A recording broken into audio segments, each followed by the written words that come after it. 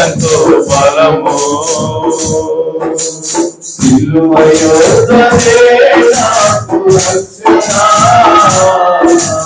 ఆ సిలువే నాకు ఆదరణ, సిలువ యొక్కనే నాకు రక్షణ, ఆ సిలువే నాకు ఆదరణ, ఆ సిలువే నాకు ఆదరణ, ఆ సిలువే నాకు ఆదరణ.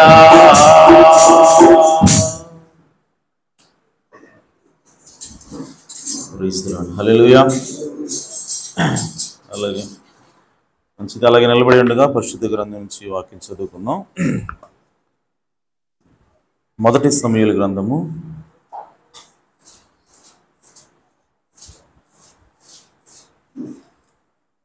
10వ అధ్యాయము 1 నుండి కొన్ని వచనాలు చదువుకుందాం. సమూయేలు మొదటి గ్రంథము 10వ అధ్యాయము 1 నుండి.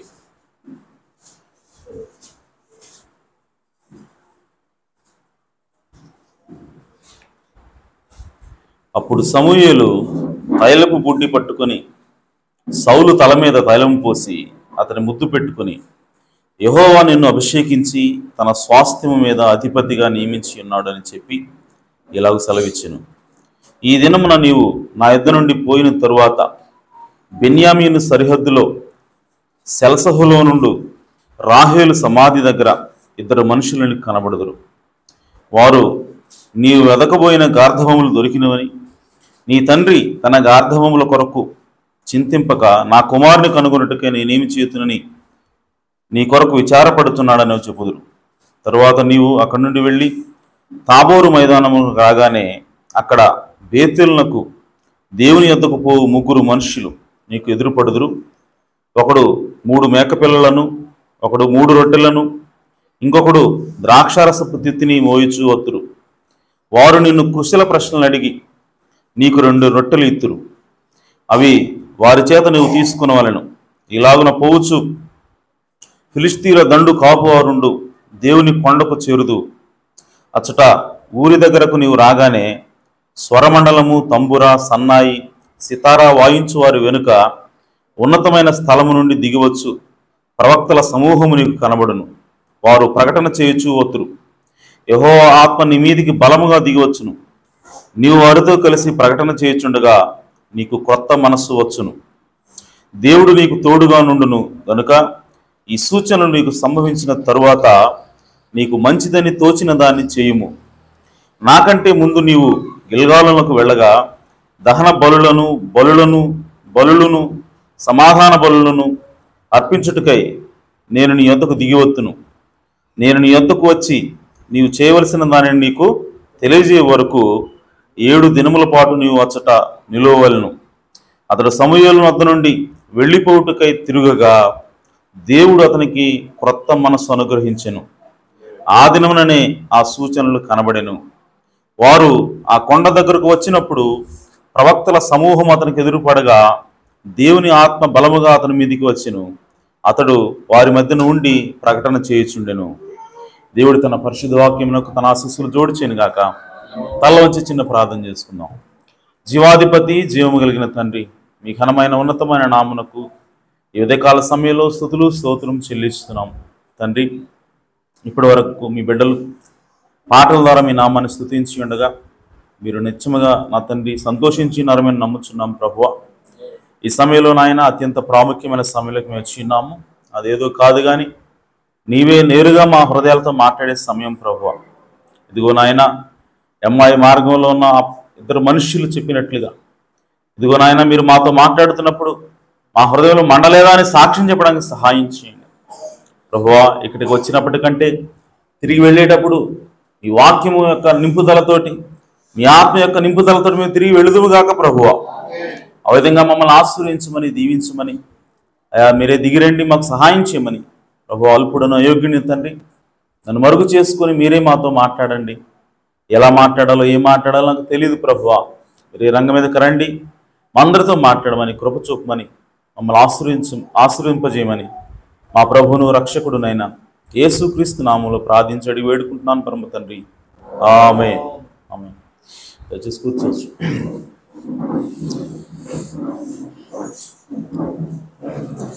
Praise the Lord. హల్లెలూయా. దేవుని నామానికి మహిమ కలుగును గాక. మరి అందరూ బాగున్నారా? సో చాలా సంతోషం. మరి ఇంకా ప్రజలు లేటుగా వస్తున్నారు.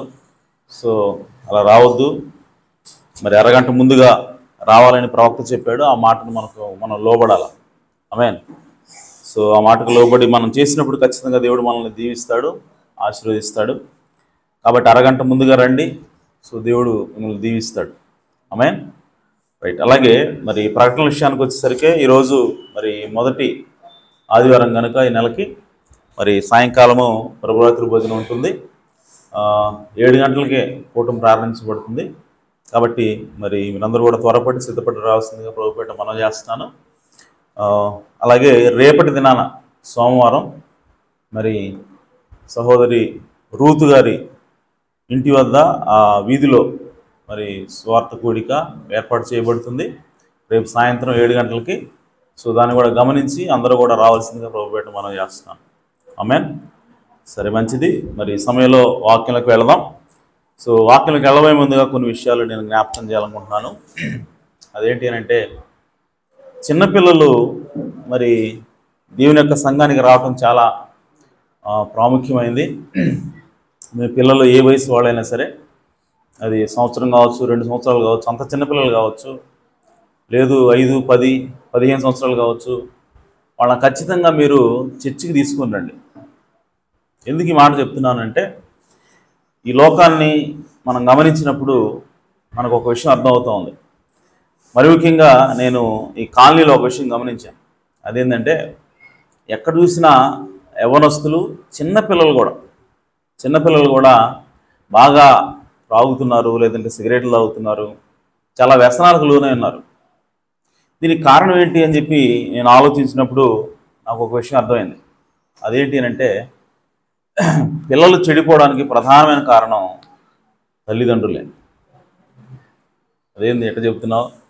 తల్లిదండ్రులు ఎలా కారణం అవుతారు? ఏ తల్లిదండ్రులు కూడా చెడిపోమని చెప్పరు కదా. మరి అలాంటప్పుడు వాళ్ళ యొక్క చెడిపోవడానికి కారణం తల్లిదండ్రులు ఎలా చెప్తున్నావు అని చెప్పంటే, ఇప్పుడు ఈ సౌరి సోలరా తల్లిదండ్రులు చేస్తున్న తప్పు ఏంటి అని చెప్పంటే, ఎందుకు వాళ్ళు చెడిపోతా ఉన్నారు, ఎందుకు వాళ్ళు ఆ విధంగా చిన్నతనంలోనే దారి తప్పిపోతున్నారు, దానికి కారణం ఏంటి అంటే దేవుని యొక్క వాక్యం వినక. అంతే, వేరే ఏ కారణం లేదు. దేవుని యొక్క వాక్యం వినకపోతే ఏ పిల్లవాడికైనా, పెద్దోడికే తెలియదు ఏం చేయాలో, ఎలా జీవించాలో. పిల్లవాడికి ఎలా తెలుస్తుంది?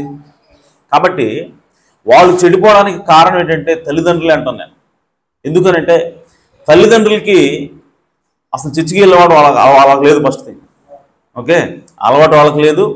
ఒకళ్ళు వెళ్ళినా తల్లిదండ్రులు పిల్లల్ని పట్టుకొని ఏంటి బలవంతంగానైనా సరే పట్టుదలతోటి తీసుకొచ్చి చర్చిలో కూర్చోబెడదామన్న ఆలోచన కూడా వాళ్ళకి లేదు. మేము పెద్దవాళ్ళం కాబట్టి మేము వెళ్తాం, వాక్యం వింటాం. చిన్నపిల్లలు కదా, వాళ్ళకి ఏమర్థం అవుతుంది, వచ్చినా సరిగా కూర్చోలేరు, వాళ్ళకి అర్థం కాదు కదా అని చెప్పి మనం అనుకుంటాం. కానీ ప్రియ సహోదరి సహోదరులారా, చిన్నతనం నుంచే మనం స్కూల్కి పంపిస్తున్నాం కదా. ఐదో సంవత్సరాలు రాకమునుపు నుంచి మనం స్కూల్కి పంపిస్తున్నాం. స్కూల్కి పంపించినప్పుడు అక్కడ వాళ్ళు ఏబిసిడీలు నేర్చుకుంటున్నారు, మాట్లాడటం నేర్చుకుంటున్నారు, ప్రవర్తన ఎలా ప్రవర్తించాలో నేర్చుకుంటున్నారు. అంటే చిన్నతనంలోనే మనం నేర్పితే వాళ్ళు నేర్చుకుంటున్నారు. అలాగే దేవుని వాక్యం చెబితే ఎందుకు నేర్చుకోరు? బైబిల్ చదవటం నేర్పిస్తే ఎందుకు చదవరు? దేవుని యొక్క సంఘంలో ఎలా కూర్చోవాలో మనం చెబితే ఎందుకు నేర్చుకోరు? నేర్చుకుంటారు ఖచ్చితంగా. కాకపోతే ఆ అవగాహన తల్లిదండ్రులకు లేకపోవటం వల్లనే ఈరోజు పిల్లలు ఈ విధంగా చెడిపోతున్నారు. కాబట్టి నేనేమంటానంటే, నిజంగా మీరు తల్లిదండ్రులుగా మీ పిల్లలను ప్రేమిస్తే స్కూల్కి పంపించండి, చర్చికి కూడా పంపించండి. ఆమేన్. ఇంకో మాట చెప్తున్నాను, ఒకవేళ స్కూల్కి పంపించకపోయినా చర్చికి మాత్రం పంపించండి. ఎందుకనంటే స్కూల్లో నేర్చుకుని పెద్ద విద్యావంతులైన వాళ్ళు కూడా ఈ లోకంలో మనం చూస్తున్నాం, తప్పిపోతా ఉన్నారు. ఆమేన్. జ్ఞానవంతులు కూడా తప్పిపోతున్నారు. కానీ దేవుణ్ణి ఎరిగిన వాళ్ళు మాత్రం ఎప్పటికీ తప్పిపోరు. వాడు ఎప్పుడు కూడా తప్పుడు అడుగు వేయడు. కాబట్టి చిన్నపిల్లలు వాళ్ళకి అర్థం అవుతుందేమో, అర్థం అవుద్దా అర్థం కాదా అన్న సందేహం మీకు వద్దు. చిన్నతనం నుంచి వాళ్ళు ఏబిసిడీలు నేర్చుకుంటున్నారు, చిన్నతనంలోనే వాళ్ళు ఇల్లు నేర్చుకుంటున్నారు. కాబట్టి ఇక్కడ దేవుడి దగ్గరకు వచ్చిన తర్వాత వాళ్ళు కూడా దేవుడి సన్నిధిలో ఎలా మెలగాలి, దేవుడి సన్నిధికి వెళ్ళాలి, వాక్యం ఎలా వినాలి అని చిన్నప్పటి నుంచి వాళ్ళకి అలవాటు అవుతుంది. కాబట్టి వాళ్ళు పెద్దవాళ్ళు అయిన తర్వాత ఇక ఆ వాక్యం యొక్క శిక్షణ నుంచి వాళ్ళు పక్కకు తొలగిపోరు. ఈరోజు ఈ విధంగా ఆ సమాజం అంతా కూడా పాడైపోవడానికి కారణం ఏంటంటే వాళ్ళ తల్లిదండ్రులు సంఘానికి అనగా చర్చికి లేదంటే బైబిల్ దగ్గరికి దేవుని దగ్గరికి వాళ్ళ పిల్లల్ని తీసుకుపోకపోవటమే. నిజంగా మనం గనక మన బిడ్డలను ప్రేమిస్తే మనం ఖచ్చితంగా వాళ్ళని చర్చిలోకి తీసుకొస్తాం, వాళ్ళ కోసం మనం ప్రార్థన చేస్తాం. వాళ్ళ గురించి ప్రార్థన చేయకుండా వాళ్ళని చర్చికి తీసుకురాకుండా ఉంటున్నామంటే మన పిల్లలు మనం ప్రేమించట్లేదని అర్థం. ఆమేన్. సో చర్చికి రావటం అనేది చాలా ప్రాముఖ్యమైనది. వచ్చినప్పుడు ఏమవుతుందండి, చర్చికి వచ్చి కూర్చోవటమే కదా అని చెప్పంటే మీరు చేసి చూడండి అది. ఆమేన్. కాబట్టి ప్రియ సహోదరి సహోదరులారా, పిల్లల్ని ఖచ్చితంగా వాళ్ళు గొడవ చేసినా సరే ఏం చేసినా సరే తీసుకొచ్చి పిల్లల్ని కూర్చోబెట్టడం అలవాటు చేయండి. ఓకే, కూర్చొని వాళ్ళు ఏ విధంగా మౌనంగా ఉండాలో వాళ్ళకి నేర్పించండి. ఖచ్చితంగా వాళ్ళు నేర్చుకుంటారు, వాళ్ళు దేవుళ్ళు ఎదుగుతారు. పెద్దవాళ్ళైన తర్వాత వాళ్ళు ఈ దేశానికి మంచి పౌరులుగా ఉంటారు, కుటుంబానికి మంచి పేరు తెస్తారు. ఆమేన్. వాళ్ళు పెద్ద పెళ్లి చేసుకున్న తర్వాత వాళ్ళ కుటుంబాన్ని కూడా చక్కగా కట్టుకోగలుగుతారు. చూడండి ఎంత ఇంపాక్ట్ ఉందో. ఒక పిల్లోడిని లేదంటే ఒక పాపని చర్చికి తీసుకురాకపోతే వాళ్ళు చెడిపోతారు.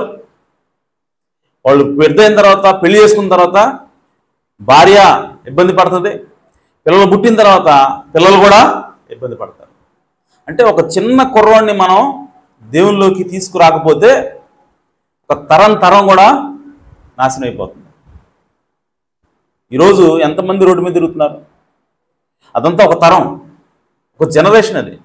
సో అది నాశనం అయిపోవడానికి కారణం ఏంటి అని చెప్పంటే తల్లిదండ్రుల యొక్క అశ్రద్ధ, తల్లిదండ్రులకి భక్తి లేకపోవటం. కాబట్టి అందుకే ప్రవక్త అంటాడు, this is not the children's, లేదంటే ఏమంటారంటే పిల్లల యొక్క పాపం కాదు, ఇది తల్లిదండ్రుల పాపం అంటాడు ప్రవక్త. This is not the children delinquency, this is the parent delinquency అంటాడు ప్రవక్త. తల్లిదండ్రుల యొక్క పాపమే ఇది పిల్లలు చెడిపోవడానికి కారణం ప్రవక్త అంటున్నాడు. కాబట్టి మన పిల్లల్ని వాళ్ళు ఏ వయసులో ఉన్నా సరే వాళ్ళని దేవుని యొక్క సన్నిధిని తీసుకుందాం, అదే వాళ్ళని మారుస్తుంది. కాబట్టి ఆ విధంగా మనం పిల్లల్ని చేద్దాం. అలాగే ఇంకో విషయం ఏంటంటే సండే స్కూల్ పెట్టాలని ఆలోచన ఉంది. సో దానికోసం ప్రార్థన చేయండి. మరి మన ముందు కొన్ని ఆప్షన్స్ ఉన్నాయి. అంటే ఆ స్కూల్కి ఎవరు టీచర్గా ఉండాలి అన్న దాని విషయంలో కొన్ని ఆప్షన్స్ ఉన్నాయి. మరి సహోదరుడు మేకా ఉన్నాడు, మరి చదువుకున్న వాళ్ళు సహోదరి బియోలా ఉంది, అలాగే పాస్టర్ గారు ఉన్నారు. సో కాబట్టి వీళ్ళందరినీ కూడా మనము మరి ఈ బైబిల్ స్కూల్కి మనం వాడుకోవచ్చు. కాబట్టి దాన్ని కూడా త్వరలో ఇంప్లిమెంట్ చేయడానికి నేను ప్లాన్ చేస్తున్నాను. ఎందుకంటే పిల్లలందరూ కూడా ఇప్పుడు ఎండాకాలం సో స్కూల్స్ ఏమి ఉండవు కాబట్టి వాళ్ళు అటు ఇటు తిరిగేదానికంటే కూడా ఈ ఖాళీ సమయాన్ని కొంచెం దేవుని యొక్క వాక్యానికి దగ్గర అవడానికి ఉపయోగించడం అనేది మంచిది. కాబట్టి వీలైతే మనం ఈ ఎండాకాలం సెలవుల్లోనే ఆ బైబిల్ స్కూల్ని మనం ఇంప్లిమెంట్ చేయాలి. Okay, so as early as possible మనం చేయాలి. కాబట్టి దాన్ని కూడా గుర్తుంచుకోండి, దానికోసం ప్రార్థన చేయమని కోరుతున్నాను. ఆమేన్. ఎందుకనంటే మనకి బైబిల్ పఠనం అనేది చాలా అవసరం. చిన్నపిల్లలు బైబిల్ స్కూలు అలవాటు అవ్వాలి. అలాగే మన టైమింగ్స్ కూడా సెట్ చేసుకోవాలి. బైబిల్ స్కూల్ పెడుతున్నామంటే ఖచ్చితంగా మరి ప్రవక్త నాడు పెద్దవాళ్ళ ఏమంటారు చర్చి అంటే పెద్దలు కూర్చొని వినేటువంటి ఆ ఆరాధన కంటే ముందే సండే స్కూల్ ఉన్నానని ప్రవక్త అన్నాడు. ఎందుకు అని అంటే పెద్దవాళ్ళందరూ ఆరాధన చేసిన తర్వాత మనం పెట్టామనుకో చిన్నపిల్లలు అలసిపోతారు, కాబట్టి వాళ్ళు వినరు. కాబట్టి దానికంటే ముందే పెడితే మంచిది, పిల్లలు వినేస్తారు, ఒకవేళ నిద్రపోవాలంటే నిద్రపోతారు అని చెప్పి ఆయన అన్నాడు.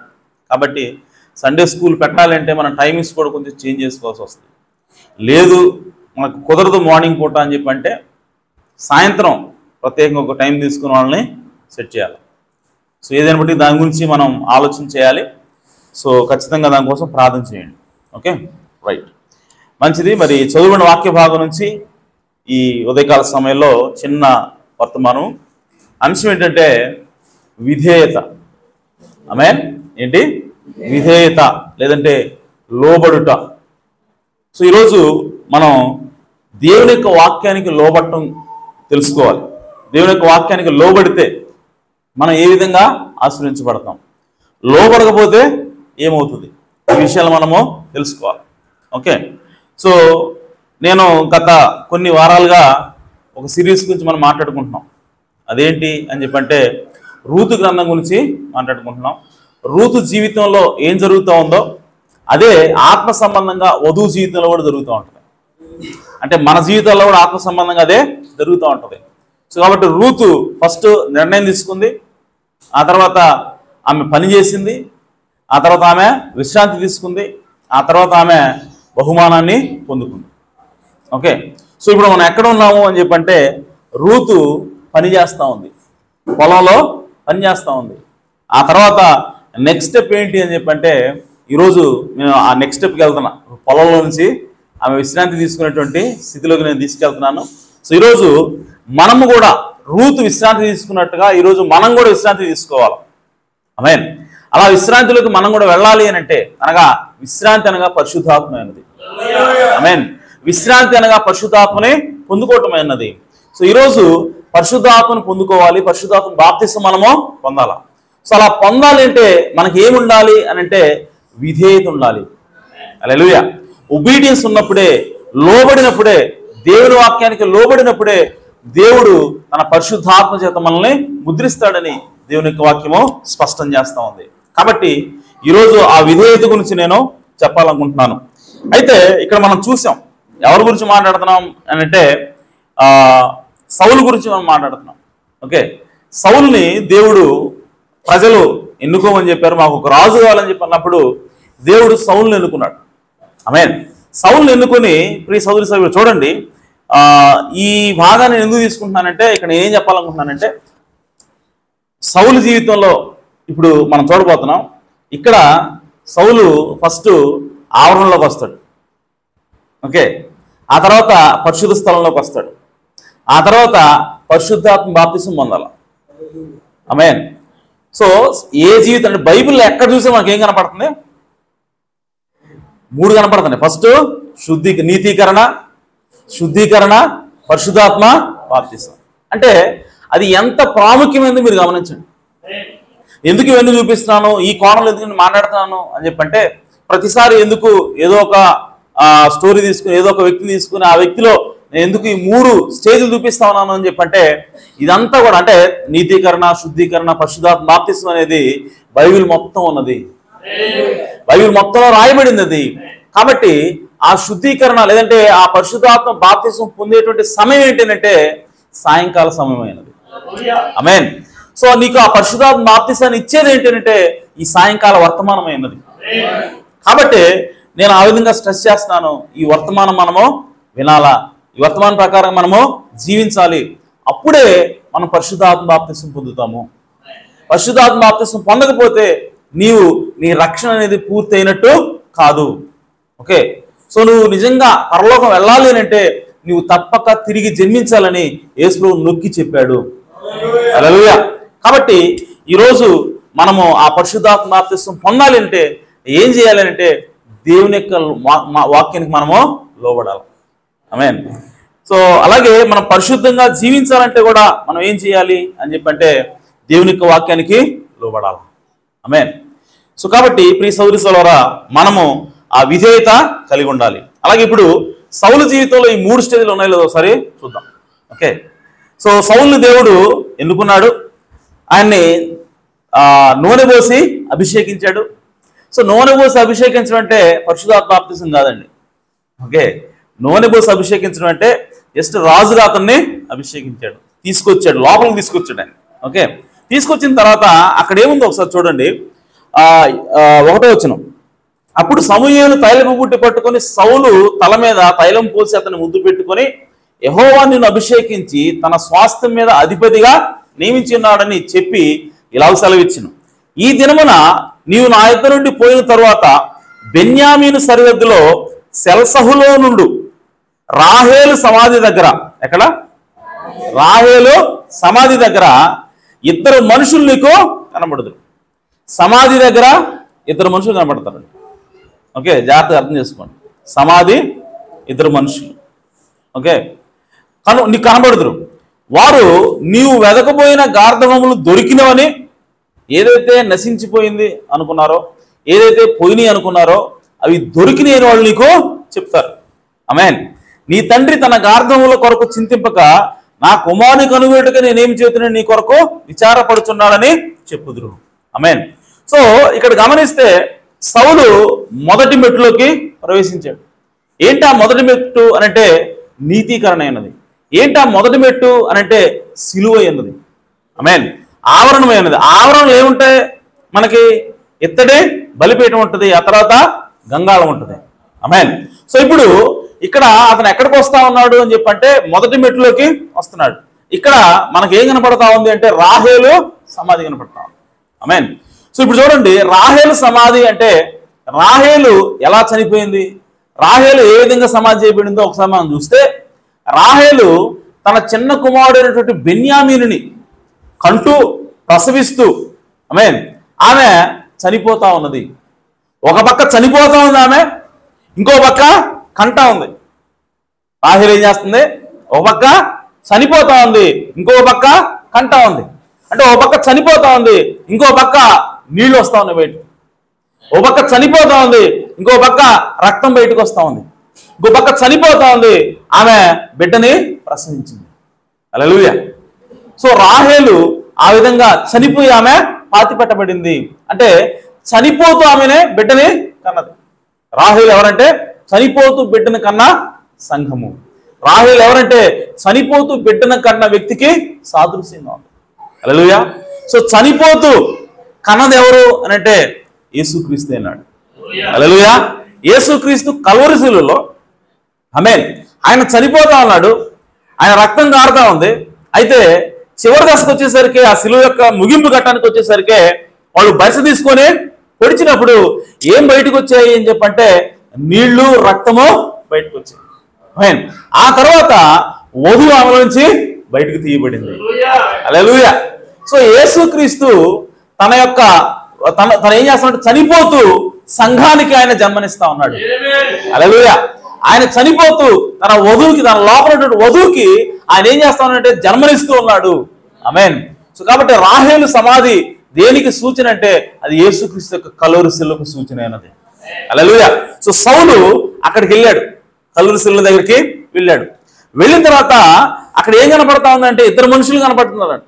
ఆమేన్. 2 మనుషులు కనపడి వాళ్ళు ఏం చెప్తున్నారంటే, నువ్వు దేనికోసమైతే వెతుకుతున్నావో, నువ్వు ఏదైతే పోగొట్టుకున్నావో, నువ్వేదైతే నశించిపోయిందో దాన్ని అది మరలా దొరికింది.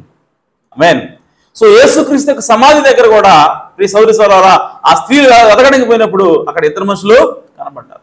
కనపడి, మీరెందుకు తిరిగి బ్రతికిన వాడిని, ఆమేన్, మృతుల్లో ఎందుకు మీరు వెతుకుతున్నారు? ఆయన ఆల్రెడీ బ్రతికున్నాడు. హల్లెలూయా.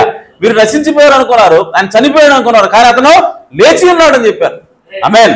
సో కాబట్టి అక్కడ ఏం కనపడతా ఉందంటే, సౌలు మొదటి మెట్టు అయినటువంటి సిలువ దగ్గరికి వెళ్ళాడు. ఆమేన్. ఆ తర్వాత నీవు అక్కడ నుండి వెళ్ళి తాబోరు మైదానమునకు రాగానే అక్కడ బేతేలునకు దేవుని యొద్దకు పోవు 3 మనుషులు నీకు ఎదురుపడుదురు. ఆమేన్. 3 మనుషులు కనపడతారంట. ఎవరు ఎక్కడ పోతున్నారంట? వాళ్ళు బేతేలుకు పోయే మనుషులు, వాళ్ళు దేవుని యొద్దకు పోయే మనుషులు. వాళ్ళు ఎక్కడి నుంచి ఎక్కడికి వెళ్తున్నారు? వేరే ప్రాంతం నుంచి దేవుడి దగ్గరికి వెళ్తున్నారు. హల్లెలూయా. బేతేలు అనగా దేవుని రొట్టెల ఇల్లు అయినది. బేతేలు అనగా బెత్లెహేము అయినది. దేవుని రొట్టెల దగ్గరికి అనగా యేసుక్రీస్తు దగ్గరికి, దేవుని దగ్గరికి వాళ్ళు వెళ్తా ఉన్నారు. వాళ్ళు నీకు ఎదురుపడినప్పుడు ఏమవుతుందంట చూడండి. ఒకడు 3 మేక పిల్లలను, ఆమేన్, ఒకడు 3 రొట్టెలను, ఇంకొకడు ద్రాక్షారసపు తిత్తిని మోయితూ వస్తురు. హల్లెలూయా. సో మొదటి స్టెప్ అయిపోయింది, యేసుక్రీస్తు యొక్క సిలువ. రూతు నిర్ణయం తీసుకుంది, అదేంటంటే సిలువ దగ్గర ఆమె నిర్ణయం తీసుకుంది. అలాగే సౌలు కూడా సిలువ దగ్గరికి వచ్చాడు. ఆ తర్వాత అతను ఎక్కడికి వెళ్తా ఉన్నాడు అని చెప్పంటే పరిశుద్ధ స్థలంలోకి వెళ్తా ఉన్నాడు. పరిశుద్ధ స్థలంలో ఏం కనపడుతున్నాయండి? ఇక్కడ ఏం కనపడుతున్నాయి? ద్రాక్షారసం తిత్తి కనపడుతుందంట, రొట్టెలు కనపడుతున్నాయి. ఆమేన్. సో రొట్టెలు ద్రాక్షారసం ఎక్కడ ఉంటుంది? ఆలయంలో, పరిశుద్ధ స్థలంలో ఉంటుంది. ఆమేన్. అంటే ఇవన్నీ కూడా సౌలు యొక్క ప్రయాణం. దేవుడు ఏం చూపిస్తా ఉన్నాడంటే అతను ఏ విధంగా ప్రయాణం అవుతున్నాడో దేవుడు చూపిస్తా ఉన్నాడు. సౌలు యొక్క జీవితంలో కూడా నీతీకరణ ఉంది, సౌలు యొక్క జీవితంలో కూడా శుద్ధీకరణ ఉంది. అది దాటాడు ఆయన. ఆమేన్. దాటిన తర్వాత ఇప్పుడు ఆయన ఎక్కడికి వెళ్తున్నాడు? వారు నిన్ను కుశల ప్రశ్న అడిగి నీకు 2 రొట్టెలు ఇత్తురు, అవి వారి చేత నీవు తీసుకుని వెళ్ళను. ఇలాగ పోవచ్చు. చూడండి, శుద్ధీకరణ అయిపోయింది. రొట్టెలు, సన్నిధి రొట్టెలు బల్ల అయిపోయింది, ద్రాక్షరసము కనబడింది. ఆ తర్వాత అతను ఎక్కడికి వెళ్తున్నాడు? ఫిలిస్తీయుల దండు కాపువారుండు దేవుని కొండకు చేరుదు. అచ్చట ఊరి దగ్గరకు నీవు రాగానే చూడండి, స్వరమండలము, తంబుర, సన్నాయి, సితారా వాయించు వారు వెనుక ఉన్నతమైన స్థలము నుండి దిగవచ్చు ప్రవక్తల సమూహము నీకు కనబడును. వారు ప్రకటన చేయుతూ వత్తురు. హల్లెలూయా. సో అక్కడికి వచ్చేసరికి రెండో స్టెప్ దాటాడు. దాటిన తర్వాత అక్కడికి వచ్చేసరికి ఏం కనబడతా ఉందంటే వాయిస్తా ఉన్నారు, పాటలు పాడుతూ ఉన్నారు, సంతోషం గానాలు చేస్తూ ఉన్నారు, వాళ్ళు ఆరాధన చేస్తూ ఉన్నారు. ఆమేన్. ఆరాధన చేస్తూ వాళ్ళు ఏం చేస్తారంటే ప్రవచిస్తూ ఉన్నారు. హల్లెలూయా. ఇదేంటంటే పెంతుకోస్తు అనుభవం అయినది. హల్లెలూయా. పెంతుకోస్తు వలన వచ్చింది ఏంటి? ఎవరికి? మనకి సంఘానికి ఏమొచ్చింది? పెంతుకోస్తు ఏం తీసుకొచ్చింది అంటే భాషల పునరుద్ధరణ తీసుకొచ్చింది, ప్రవచన వరాన్ని పునరుద్ధరించింది. వరాలు ఏవైతే ఉన్నాయో 9 వరాలు, ఆ వరాలను అది పునరుద్ధరించింది. వాళ్ళు పాటలు పాడుతూ ఉన్నారు, ఆత్మతో నింపుదల కలిగి వాళ్ళు పాటలు పాడుతూ ఉన్నారు. సో కాబట్టి అదేమిటంటే పెంతుకోస్తు అనుభవం అయినది. సో సౌలు పెంతుకోస్తు అనుభవం దగ్గర కూడా వెళ్ళాడు. వెళ్ళడం మాత్రం కాదు, వాడు ప్రవచించడం కాదు, ఇతను కూడా ప్రవచించాడని బైబిల్లో రాయబడిన తర్వాత. హల్లెలూయా. సో కాబట్టి 6వ వచనం, యెహోవా ఆత్మ నీ మీదికి బలముగా దిగి వచ్చును, నీవు వారితో కలిసి ప్రకటన చేయించుండగా నీకు కొత్త మనస్సు వచ్చును. హల్లెలూయా. సో మీరు చూడండి, మొదటి నీతీకరణ అనగా కల్వరి శిలువ దగ్గర దేవుడు నీకు ఏమిస్తున్నాడంటే నూతన హృదయాన్ని ఇస్తా ఉన్నాడు.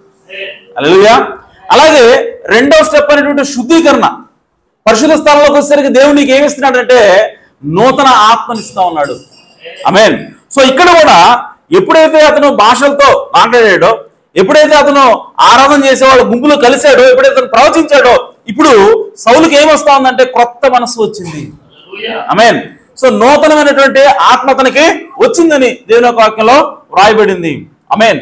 సో యాక్చువల్గా ఇంగ్లీష్లో ఏముందంటే కొత్త మనసు అని రాయబడింది తెలుగులో, బట్ ఇంగ్లీష్లో ఏముంది అని చెప్పంటే and the spirit of the Lord will come upon thee and thou shall prophesy with them and shall be turned into another man. ఇంకొక మనిషిలాగా నువ్వు మారుతావని ఉంది. ఆమేన్. సౌలుని నువ్వు మారిన మనిషిగా ఉంటావు అంటే నీ ఆత్మ మారుతుందని చెప్తా ఉంది. ఆమేన్. నూతన ఆత్మ నీకు వస్తుంది.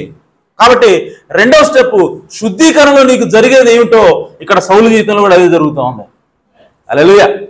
సో శుద్ధీకరణ అనే స్టెప్లో పరిశుద్ధ స్థలం అనేటువంటి స్టెప్లో మనకేమొస్తుందంటే నూతన ఆత్మను దేవుడిస్తాడు. ఆమేన్. గ్రంథంలో రాయబడలేదా, నీకు నూతన హృదయాన్ని ఇస్తాను, రాతి గుండెని తీసేసి నీకు మాంస గుండెని ఇస్తాను, నూతన హృదయాన్ని ఇస్తాను, అందులో నూతన ఆత్మని నీకు ఇస్తాను, ఆ తర్వాత నా ఆత్మని నీకు ఇస్తానని చెప్పి అన్నాడు. 3 స్టెప్లు ఉన్నాయి. ఒకటి నూతన హృదయం ఇవ్వాలి, అలాగే 2వ స్టెప్ నూతన ఆత్మ ఇవ్వాలి, అలాగే 3వ స్టెప్ దేవుని ఆత్మ రావాలి. ఆమేన్. సో నూతన హృదయం అనగా అది నీతీకరణ అయినది అనే మొదటి స్టెప్. ఓకే, నూతన ఆత్మ అనగా అది శుద్ధీకరణ అయినది 2వ స్టెప్. 3వది ఏంటంటే దేవుని ఆత్మ అనగా అది పరిశుద్ధాత్మ బాప్తిస్మమైనది. హల్లెలూయా. సో కాబట్టి ఈ 3 స్టెప్పుల్లో 2వ స్టెప్ ఇక్కడ మనకు 6 రోజుల్లో కనపడతా ఉంది. ఏంటంటే నూతన ఆత్మ చేత సౌలు నింపబడ్డాడు, అంటే శుద్ధీకరించబడ్డాడు అతను. ఓకే, సో ఇప్పుడు చూడండి 7వ వచనం, దేవుడు నీకు తోడుగా నుండును గనుక ఈ సూచనలు నీకు సంభవించిన తరువాత నీకు మంచిదని తోచిన దానిని చేయము. ఇవన్నీ కూడా సమూయేలు సౌలుకు చెప్తున్నాడు, ఏం జరగబోతుందో చెప్తున్నాడు.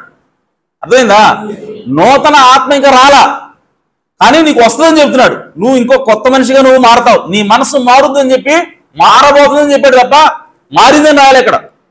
అంటే సమూయేలు ఏం చేస్తున్నాడంటే నీకు ఏం జరగబోతుందో, నువ్వు ఇప్పుడు నా దగ్గర నుంచి వెళ్ళిపోయిన తర్వాత నీకు ఏం జరగబోతుందో సమూయేలు అతను చెప్తా ఉన్నాడు. ఓకే, ఇప్పుడు 7వ వచనం, దేవుడు నీకు తోడుగా ఉండును కనుక ఈ సూచనలు నీకు సంభవించిన తరువాత నీకు మంచిదని తోచిన దానిని చేయము. ఆమేన్. ఇప్పుడు 8వ వచనం, నాకంటే ముందు నీవు గిల్గాలులకు వెళ్ళగా, నాకంటే ముందు ఎక్కడికి వెళ్ళాలి? నువ్వు గిల్గాలకు పోవాలి. వెళ్ళగా దహన బలులను సమాధాన బలులను అర్పించుటకై నేను నీ యొద్దకు దిగి వస్తును. ఆమేన్. ఇప్పుడు ఇంకొక ఆజ్ఞిస్తా ఉన్నాడు సమూయేలు. ఏంటంటే ఈ సూచనలన్నీ జరిగిన తర్వాత నువ్వు ఎక్కడికి వెళ్ళాలంటే గిల్గాలులకు పో. ఓకే, గిల్గాల్లో నువ్వు వెయిట్ చేసిన తర్వాత నేను ఎన్ని రోజులు వెయిట్ చేయాలి? 7 దినాల పాటు అక్కడ నువ్వు ఉండాలి. ఎందుకు అక్కడ ఉండాలి అంటే సమాధాన బలుల్ని అర్పించడం కోసం, దహన బలుల్ని అర్పించడం కోసం. ఎవరు అర్పించాలా? నేనే అర్పిస్తా.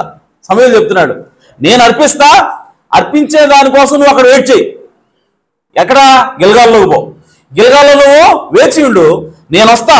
ఎప్పుడు? 7 రోజుల తర్వాత నేను వస్తా, వచ్చి నేను అర్పిస్తా అని చెప్పి అంటున్నాడు.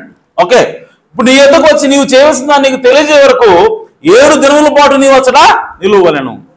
అప్పుడు 9వ వచనం, అతడు సమూయేలు వద్ద, ఇక్కడ గమనించండి, అతడు సమూయేలు వద్ద నుండి వెళ్ళిపోటుగా తిరుగుగా దేవుడు అతనికి క్రొత్త మనస్సు అనుగ్రహించెను. హల్లెలూయా. కొత్త మనసు అతనికి అనుగ్రహించను. యాక్చువల్గా ఇక్కడ ఇంగ్లీష్లో ఏముంది అంటే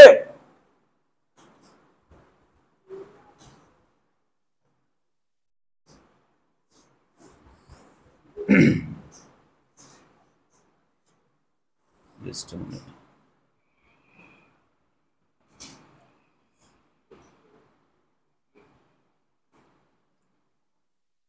10వ అధ్యాయమే కదా, 9వ వచనం. And it was so that when he had turned his back to go from Samuel, God gave him another heart. ఇంగ్లీష్లో ఏముందంటే దేవుడు తనకి మరొక హృదయాన్ని ఇచ్చాడని ఉంది. ఇక్కడ తెలుగు రాశారంటే మనస్సు అని ఉంది, కానీ ఇంగ్లీష్లో ఏముంది? హృదయాన్ని ఇచ్చాడు, నూతన హృదయాన్ని ఇచ్చాడు. చూడండి, సో ఎప్పుడైతే ఇతను సమూయేలు చెప్పిందంతా విన్నాడు, ఏం చెప్పాడు సమూయేలు? నీకు కొత్త ఆత్మ వస్తుంది అన్న, కొత్త మనస్సు వస్తుంది అని చెప్పాడు. ఎప్పుడు వచ్చింది అది? కానీ ఎప్పుడైతే ఇతను తిరిగాడో ఇప్పుడు ఏమొచ్చిందంటే నూతన హృదయం వచ్చింది. హల్లెలూయా. సో మొదటి స్టెప్ ఏంటి? నూతన హృదయం. 2వ స్టెప్ నూతన ఆత్మ. 3వ స్టెప్ దేవుని ఆత్మ. హల్లెలూయా. అందులో మొదటి స్టెప్ ఫినిష్ అయిపోయింది, 2వ స్టెప్ జరగాల. ఓకే, అది ఎప్పుడు జరుగుద్ది? అతను వెళ్ళి బేతేలు పోయేటువంటి ప్రవక్తలను కలుసుకున్నప్పుడు అతను కూడా ఆత్మచేత నింపబడి ప్రవచిస్తాడు. అప్పుడు అతనికి ఏమి ఇవ్వబడుతుంది అంటే నూతన ఆత్మ ఇవ్వబడుతుంది. హల్లెలూయా. కానీ ఇప్పుడైతే అతను తిరగగానే ఏమొచ్చిందంట? అతడు సమూయేలు నుండి వెళ్ళిపోయి తిరుగుగా దేవుడు అతనికి క్రొత్త మనసు నాశారు, క్రొత్త హృదయము అనుగ్రహించెను. ఆ దినముననే ఆ సూచనలు కనబడెను. హల్లెలూయా. ఇప్పుడు 10వ వచనం, వారు ఆ కొండ దగ్గరకు వచ్చినప్పుడు ప్రవక్తల సమూహం అతనికి ఎదురుపడగా దేవుని ఆత్మ బలముగా అతని మీదకి వచ్చును, అతడు వారి మధ్యన ఉండి ప్రకటన చేయుచుండు. ఆమేన్. ఇది కూడా జరిగింది. సో మొదటి స్టెప్ జరిగింది, నూతన హృదయం వచ్చింది. రెండో స్టెప్ ప్రవచన అంటే ఆత్మ అనేది దిగి వచ్చింది, అనగా నూతన ఆత్మ ఆయనకి దేవుడు ఇచ్చాడు, ప్రవచించడం మొదలుపెట్టాడు. ఆమేన్. ఇక మూడో స్టెప్ ఏంటి అని చెప్పంటే పరిశుద్ధాత్మ బాప్తిసం. ఆమేన్. ఆయన దేవుని ఆత్మ చేత తిరిగి జన్మించాలి. సో అది ఎప్పుడు జరుగుతుంది అని చెప్పంటే నువ్వు 7 దినాలు వెయిట్ చేయి. హల్లెలూయా. సో పరిశుద్ధాత్మ బాప్తిసం ఎప్పుడు వస్తుంది? 7 రోజుల తర్వాత. 7 రోజుల తర్వాత దేవుడు సౌలుని దేవుని యొక్క ఆత్మ చేత ముద్రించబడుతూ ఉన్నాడు. ఇప్పటి వరకు దేవుడు ఏం చేశాడు? సౌలుకి నూతన హృదయాన్ని ఇచ్చాడు, నూతన ఆత్మనిచ్చాడు. ఇక మిగిలిందంటే దేవుని ఆత్మని ఇవ్వాల, పరిశుద్ధాత్మనే ఇవ్వాలా. అనగా సౌలు తిరిగి జన్మించడం మాత్రం మిగిలింది. సో దానికోసం అతను ఏం చేయాలి? 7 రోజులు ఆగాల. హల్లెలూయా. 7 రోజుల తర్వాతే దేవుని యొక్క ఆత్మ వస్తుంది. కాబట్టి ప్రియ సోదరి సోదరులారా, దేవుని యొక్క పరిశుద్ధాత్మ చేత మనం తిరిగి జన్మించే సమయం ఏంటి అని అంటే 7 సంఘకాలాల తర్వాత. హల్లెలూయా. సో 6 సంఘకాలాలు నీకు రాదు, దేవుని ఆత్మ చేత తిరిగి జన్మించడం ఉండదు. 7వ సంఘకాలంలోనే నీవు ఆత్మ చేత తిరిగి జన్మించే సమయమైనది. హల్లెలూయా. అందుకోసం ప్రవక్త అంటాడు, ఈ కాలంలోనే టోకెన్ రావాల్సినది, ఈ కాలంలోనే గుర్తు రావాల్సినది. ఆమేన్. గుర్తు వచ్చే సమయం ఏంటి అనగా గుర్తు అనగా పరిశుద్ధాత్మ బాప్తిసం. గుర్తు అనగా దేవుని యొక్క ఆత్మ నీ లోపలికి రావటం. అది ఎప్పుడు వస్తుంది? అది ఏ సమయంలో వస్తుంది అంటే సాయంకాల సమయంలోనే వస్తుంది. హల్లెలూయా. చూడండి, ఆ గొర్రె పిల్లల్ని మొట్టమొదటిసారి వాళ్ళు వధించినప్పుడు వాళ్ళని దేవుడు అన్నాడు, ఆ రక్తాన్ని తీసి మీ ద్వారబంధాలకి ఒక గుర్తుగా పూసుకోండి అన్నాడు ఆయన. హల్లెలూయా. సో ఆ గుర్తులో వాళ్ళు ఎప్పుడు పూసుకున్నారంటే సాయంకాల సమయంలో పూసుకున్నారు. వాళ్ళు ఉదయం పూసుకోలేదు, మధ్యాహ్నం పూసుకోలేదు. ఆ గుర్తు ఎప్పుడు పూసుకున్నారు? వాళ్ళు ఆ రక్తాన్ని గుర్తుగా ఎప్పుడు పూసుకున్నారంటే సాయంకాల సమయంలోనే పూసుకున్నారు. అలాగే ఈరోజు ఆ గుర్తు ఏదో కాదు కానీ అది పరిశుద్ధాత్మ బాప్తిసమైనది. ఆ గుర్తు ఏదో కాదు కానీ నువ్వు తిరిగి జన్మించడమైనది. ఆ గుర్తు ఏదో కాదు కానీ దేవుని ఆత్మ నీలోకి రావడం అయినది. ఆమేన్. నూతన హృదయం కాదు, నూతన ఆత్మ కాదు, దేవుని ఆత్మ నీలోకి రావటమైనది. హల్లెలూయా. సో ఆ దేవుని ఆత్మ ఎప్పుడు వస్తానంటే సాయంకాల సమయంలోనే వస్తుంది. ఆ దేవుని ఆత్మ వచ్చినప్పుడు అది గుర్తు అన్నది. ఆమేన్. సో ప్రవక్త అన్నాడు ఒక వర్తమానంలో, గుర్తు అనగా ఏమిటనంటే దేవుని యొక్క వాక్యము నీ హృదయంలోకి రావటం. ఆమేన్. గుర్తు అంటే ఏంటి? దేవుని యొక్క నిత్యమైన దేవుని వాక్యము, నిత్యమైనది, అది నిత్యమైన వాక్యమే, కానీ అది ఎప్పుడు గుర్తుగా మారుతుంది అని అంటే నీ హృదయంలోకి వచ్చినప్పుడు. హల్లెలూయా. సో కాబట్టి ఈరోజు టోకెన్ అనగా గుర్తు అనగా అర్థం ఏంటంటే ఆ వాక్యాన్ని నువ్వు పూసుకోవటమే, యేసుక్రీస్తు రక్తాన్ని నువ్వు కలిగి ఉండటమే. అనగా యేసుక్రీస్తు రక్తం అనగా ఆ రక్తం వెనకాల ఉన్నటువంటి ఆయన ఆత్మ ఉన్నది. మనం రక్తం గురించి మాట్లాడుతున్నాం అంటే కరెక్ట్గా రక్తం గురించి మనం మాట్లాడట్లా. ఆమేన్.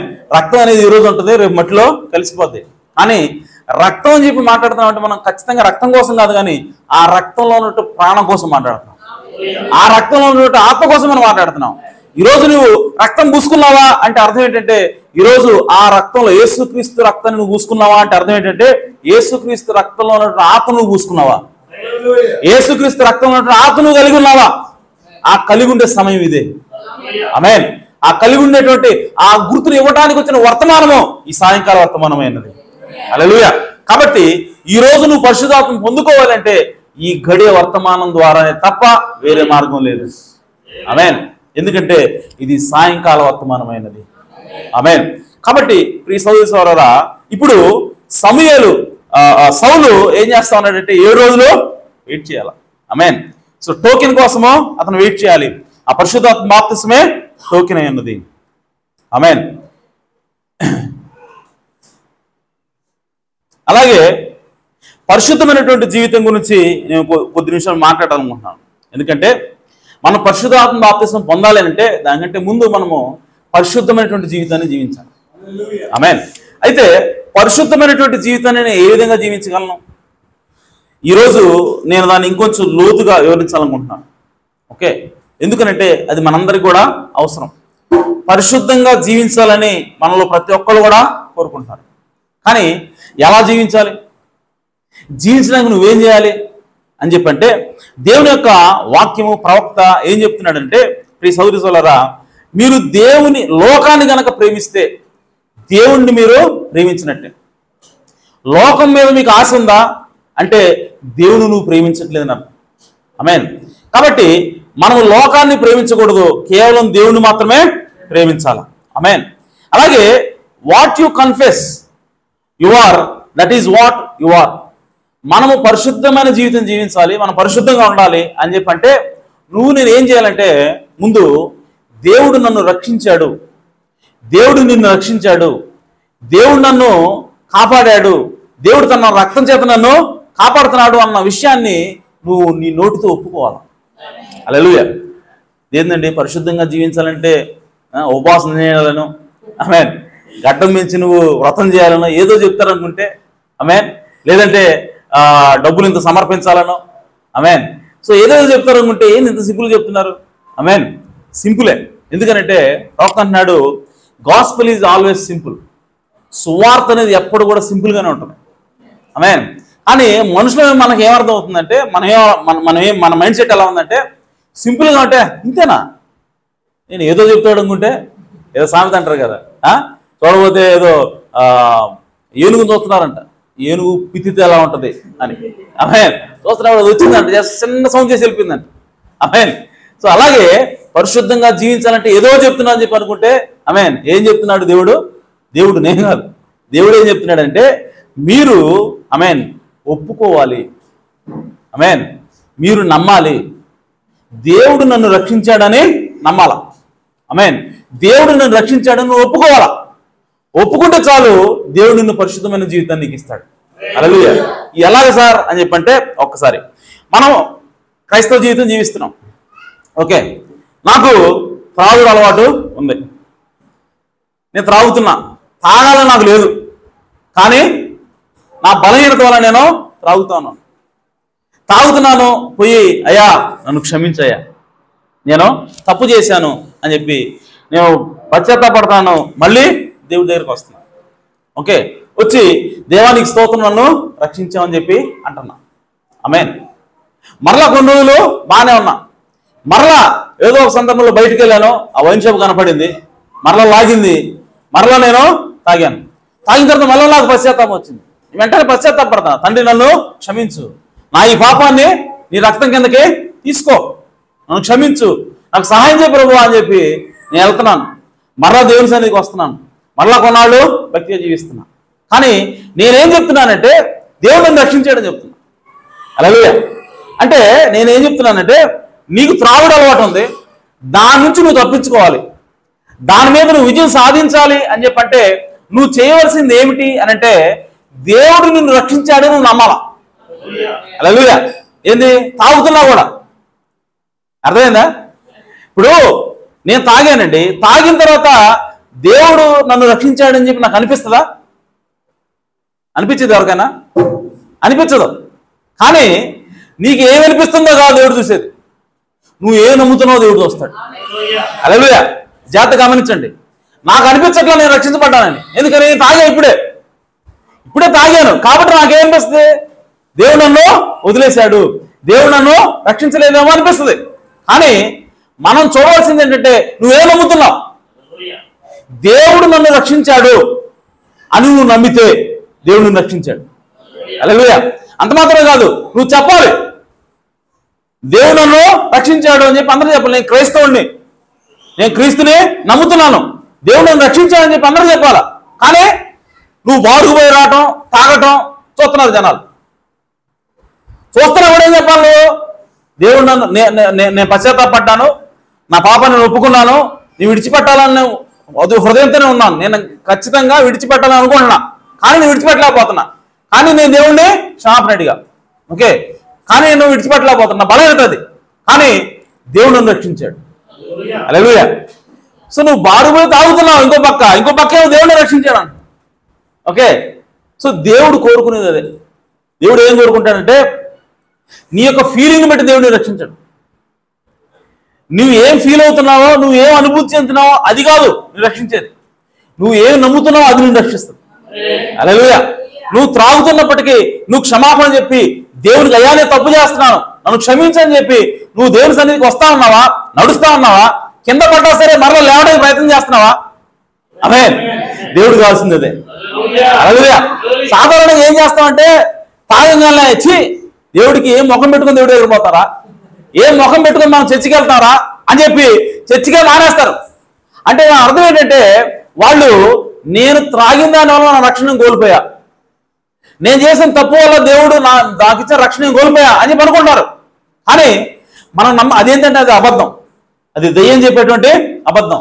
కానీ నువ్వు నమ్మవలసింది ఏంటంటే దేవుడు నువ్వు ఏ స్థితిలో ఉన్నా సరే అనవసరం, నువ్వు ఏం చేసినా సరే అనవసరం, నువ్వు కనుక దేవుడి దగ్గరికి వెళ్ళి క్షమాపణ అడిగావా, ఆమేన్, ఆ పాపాన్ని ఆయన అకౌంట్ రాసుకుంటాడు ఆయన. హల్లెలూయా. ఆ పాపాన్ని రక్తంలో కిందకే తీసుకొస్తాడు. అప్పుడు నువ్వు ఇక పాపం చేయలేటే లెక్క దేవుడితోటి. కాబట్టి ఇప్పుడు నీకు ఒక నమ్మకం రావాలా, దేవుడు నన్ను రక్షించాడని. ఆ నమ్మకం నీకు ఉన్నంతసేపు కూడా దేవుడు అదే చాలు, నువ్వు రక్షించబడ్డావు. ఆమేన్. అదేంటండి నేను ఎంతకాలం బతికి అంతకాలం తాగుతూనే ఉంటాను అయితే, ఆమేన్, కాదు. నువ్వు అలా చేసి చూడు. నువ్వు త్రాగుతూ ఉన్నావు, క్షమాపణ అడుగుతున్నావు, చర్చికి రా, వాక్యం విను, దేవుని సన్నిధిలోకి వచ్చి కూర్చో. నువ్వు ఖచ్చితంగా నువ్వు ఏదైతే నోటితో చెబుతున్నావో దేవుడు నన్ను రక్షించాడు అని, నువ్వు ఏదైతే నీ నోటితో ఒప్పుకుంటున్నావో దేవుడు నా పాపాన్ని క్షమించాడని, అది నువ్వు ఖచ్చితంగా ఒకనొకదానైనా నువ్వు అనుభవిస్తావు. హల్లెలూయా. ప్రవక్త చెప్తాడు అన్నమాట. అనేమంటాడంటే నువ్వు ఏదైతే నోటితో ఒప్పుకుంటావో దానికి మన ప్రభువైన యేసుక్రీస్తు ప్రధాన యాజకుడై ఉన్నాడు. హల్లెలూయా. నువ్వు ఏది ఒప్పుకుంటావో అది నీ జీవితంలో జరిగించడం కోసం యేసుప్రభు అక్కడ ఉన్నాడు. యేసుప్రభు అక్కడ ఎందుకు మధ్యవర్తిగా ఉన్నాడు, యేసుప్రభు ఎందుకు నీకు ప్రధాన యాజకుడిగా ఉన్నాడంటే నువ్వు విశ్వాసంతో నువ్వు హృదయంలో నమ్మి ఏదైతే నువ్వు నోటితో చెబుతున్నావో దాన్ని నీ జీవితంలో జరిగించడం కోసం యేసుప్రభు ఉన్నాడు అక్కడ. హల్లెలూయా. నువ్వు ఒక త్రాగుతూనే దేవునికి పశ్చాత్తాపడి దేవుణ్ణి అడిగి ప్రభువా నన్ను క్షమించాయని చెప్పి అడిగి నేను రక్షించబడ్డాను, దేవుడు నన్ను రక్షించాడు అని చెప్పి నువ్వు నమ్మి నువ్వు ఏదైతే నోటితో చెబుతున్నావో నేను క్రైస్తవుని, దేవుడు నన్ను రక్షించాడని, ఆ క్రైస్తవ జీవితం నీలో కనబడేంత వరకు, ఆ త్రాగుడు పోయి నువ్వు పరిశుద్ధంగా జీవించేంత వరకు, ఆ త్రాగుడు పోయి నువ్వు నిజంగా రక్షించబడిన వ్యక్తిగా మారేంత వరకు యేసుక్రీస్తు నీ కొరకు మొరపెడతా ఉన్నాడు. హల్లెలూయా. అందుకోసమే ప్రవక్త అంటున్నాడు నువ్వు ఏదైతే ఒప్పుకుంటావో దానికి ఆయన ప్రధాన యాజకుడై ఉన్నాడు. హల్లెలూయా. ప్రవక్త అన్నాడు ఇదే సూత్రాన్ని స్వస్థత కూడా అప్లై చేయండి అంటున్నాడు ఆయన. ఆమేన్. ప్రవక్త ఇంకో మాట చెప్పాలంటే నీకు స్వస్థత ఏ విధంగా వస్తా ఉందో రక్షణ కూడా ఆ విధంగానే వస్తా ఉంది. ఆమేన్. సో స్వస్థత నీకు రావాలంటే ఏం చేయాలి, నమ్మాలి. స్వస్థత నీకు రావాలంటే ఏం చేయాలి, నీకు నొప్పి పడుతుంది అయినా సరే నువ్వేం నమ్మాలి, దేవుడు నన్ను స్వస్థపరిచాడు. ఆమేన్. నీకు గాయం కారుతా ఉంది, చీము కారుతా ఉంది అయినా సరే నువ్వేం నమ్మాలి, దేవుడు నన్ను స్వస్థపరిచాడు అని నమ్మాలి. హల్లెలూయా. అప్పుడు నువ్వు ఇప్పుడు ఏ విధంగా ఎప్పుడైతే ఆ విధంగా నమ్ముతావో ఆ నమ్మిందని బయటకు చెబుతావో ఏమని చెబుతున్నావు, దేవుడు నన్ను స్వస్థపరిచాడు, దేవుడికి స్తోత్రం. జ్వరం వస్తా ఉంది ఒక పక్క, నొప్పి వస్తా ఉంది ఒక పక్క, చీము కారుతా ఉంది ఒక పక్క, ఆమేన్, గడ్డ అలాగే ఉంది ఒక పక్క, అయినా సరే ఏం చెప్తున్నావు, నువ్వు విశ్వాసంతో ఏమి నమ్మావో ఆమేన్ దేవుడు నన్ను రక్షించాడు, దేవుడు నన్ను స్వస్థపరిచాడని చెప్పి నువ్వు ఏదైతే నమ్మావో దాన్ని నోటితో చెప్తున్నావు. కాబట్టి నీ నోటితో ఏదైతే ఒప్పుకున్నావో దానిని నిజ రూపంలోకి తెచ్చేంత వరకు యేసుక్రీస్తు అక్కడ నీ కోసం మొరపెడతా ఉంటాడు. హల్లెలూయా.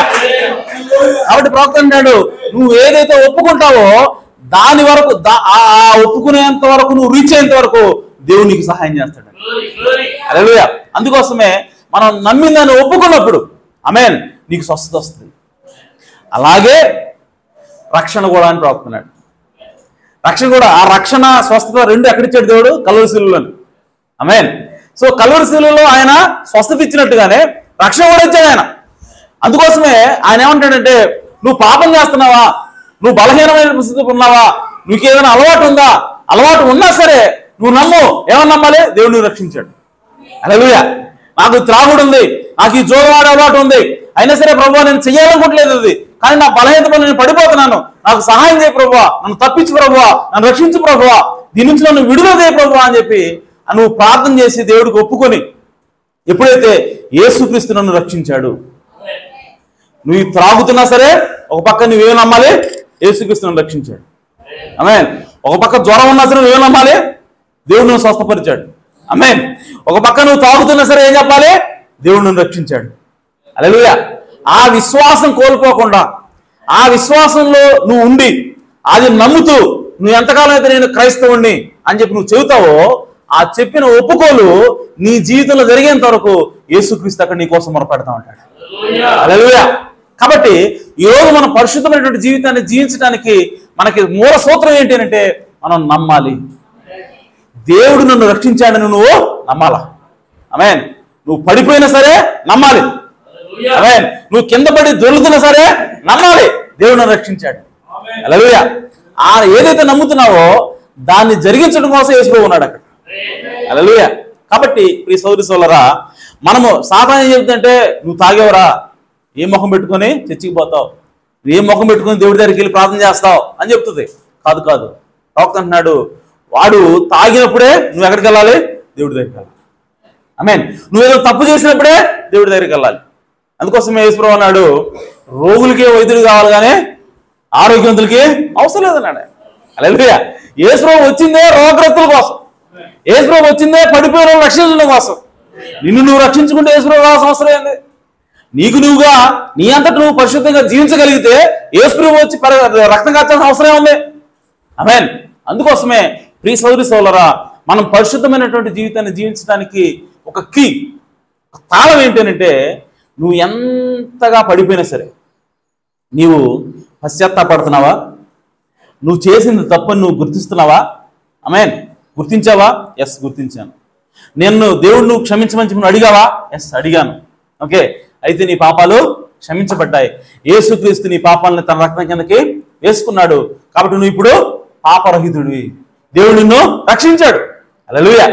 కాబట్టి నువ్వు అదే ఒప్పుకో, నువ్వు దాన్నే చూడు. అంతేగాని నువ్వు ఎంత తాగావు, నువ్వు ఎంతగా విచారం చేసావు, నువ్వెంతగా చెడ్డగా జీవించావు దానేం చూడద్దు. హల్లెలూయా. నువ్వు దేనేం చూడాలంటే యేసుక్రీస్తు ఎంత పరిశుద్ధుడు, యేసుక్రీస్తు రక్తం నా పాపను తీసేయగలదా లేదా? ఆమేన్. తీసేయగలదా లేదా? తీసేస్తుంది అని నువ్వు చెప్పగలుగుతున్నావా? నేను ఎంతో విచారం చేశానండి అని చెబుతున్నావు. Okay, very good. ఇప్పుడు యేసుప్రభు రక్తం ఉంది కదా అంటే అవునండి యేసుప్రభు రక్తం ఉంది, మరి అంత ఘోరమైన పాపాన్ని కూడా తీసేయగలదా అని చెప్పంటే ఎందుకు తీసేయలేదండి అన్నావు అనుకో, అంటే యేసుక్రీస్తు యొక్క రక్షణ నువ్వు నమ్ముతున్నావు అని అర్థం. యేసుక్రీస్తు నిన్ను రక్షించగలని నువ్వు నమ్ముతున్నావు అని అర్థం. ఆమేన్. ఆ నమ్మకాన్ని నువ్వు కొనసాగించు. నువ్వు ఏదైతే నమ్ముతున్నావు దాన్ని చెప్పు బయటికి. దేవుడు నిన్ను రక్షించాడు అని చెప్పు, నువ్వు ఖచ్చితంగా రక్షించబడతావు. హల్లెలూయా. కాబట్టి మనం పరిశుద్ధంగా జీవించాలంటే మనం ఒప్పుకోవాలి, మనం నమ్మాలి. యేసుక్రీస్తు రక్తం మీద మనం విశ్వాసం ఉంచాలి.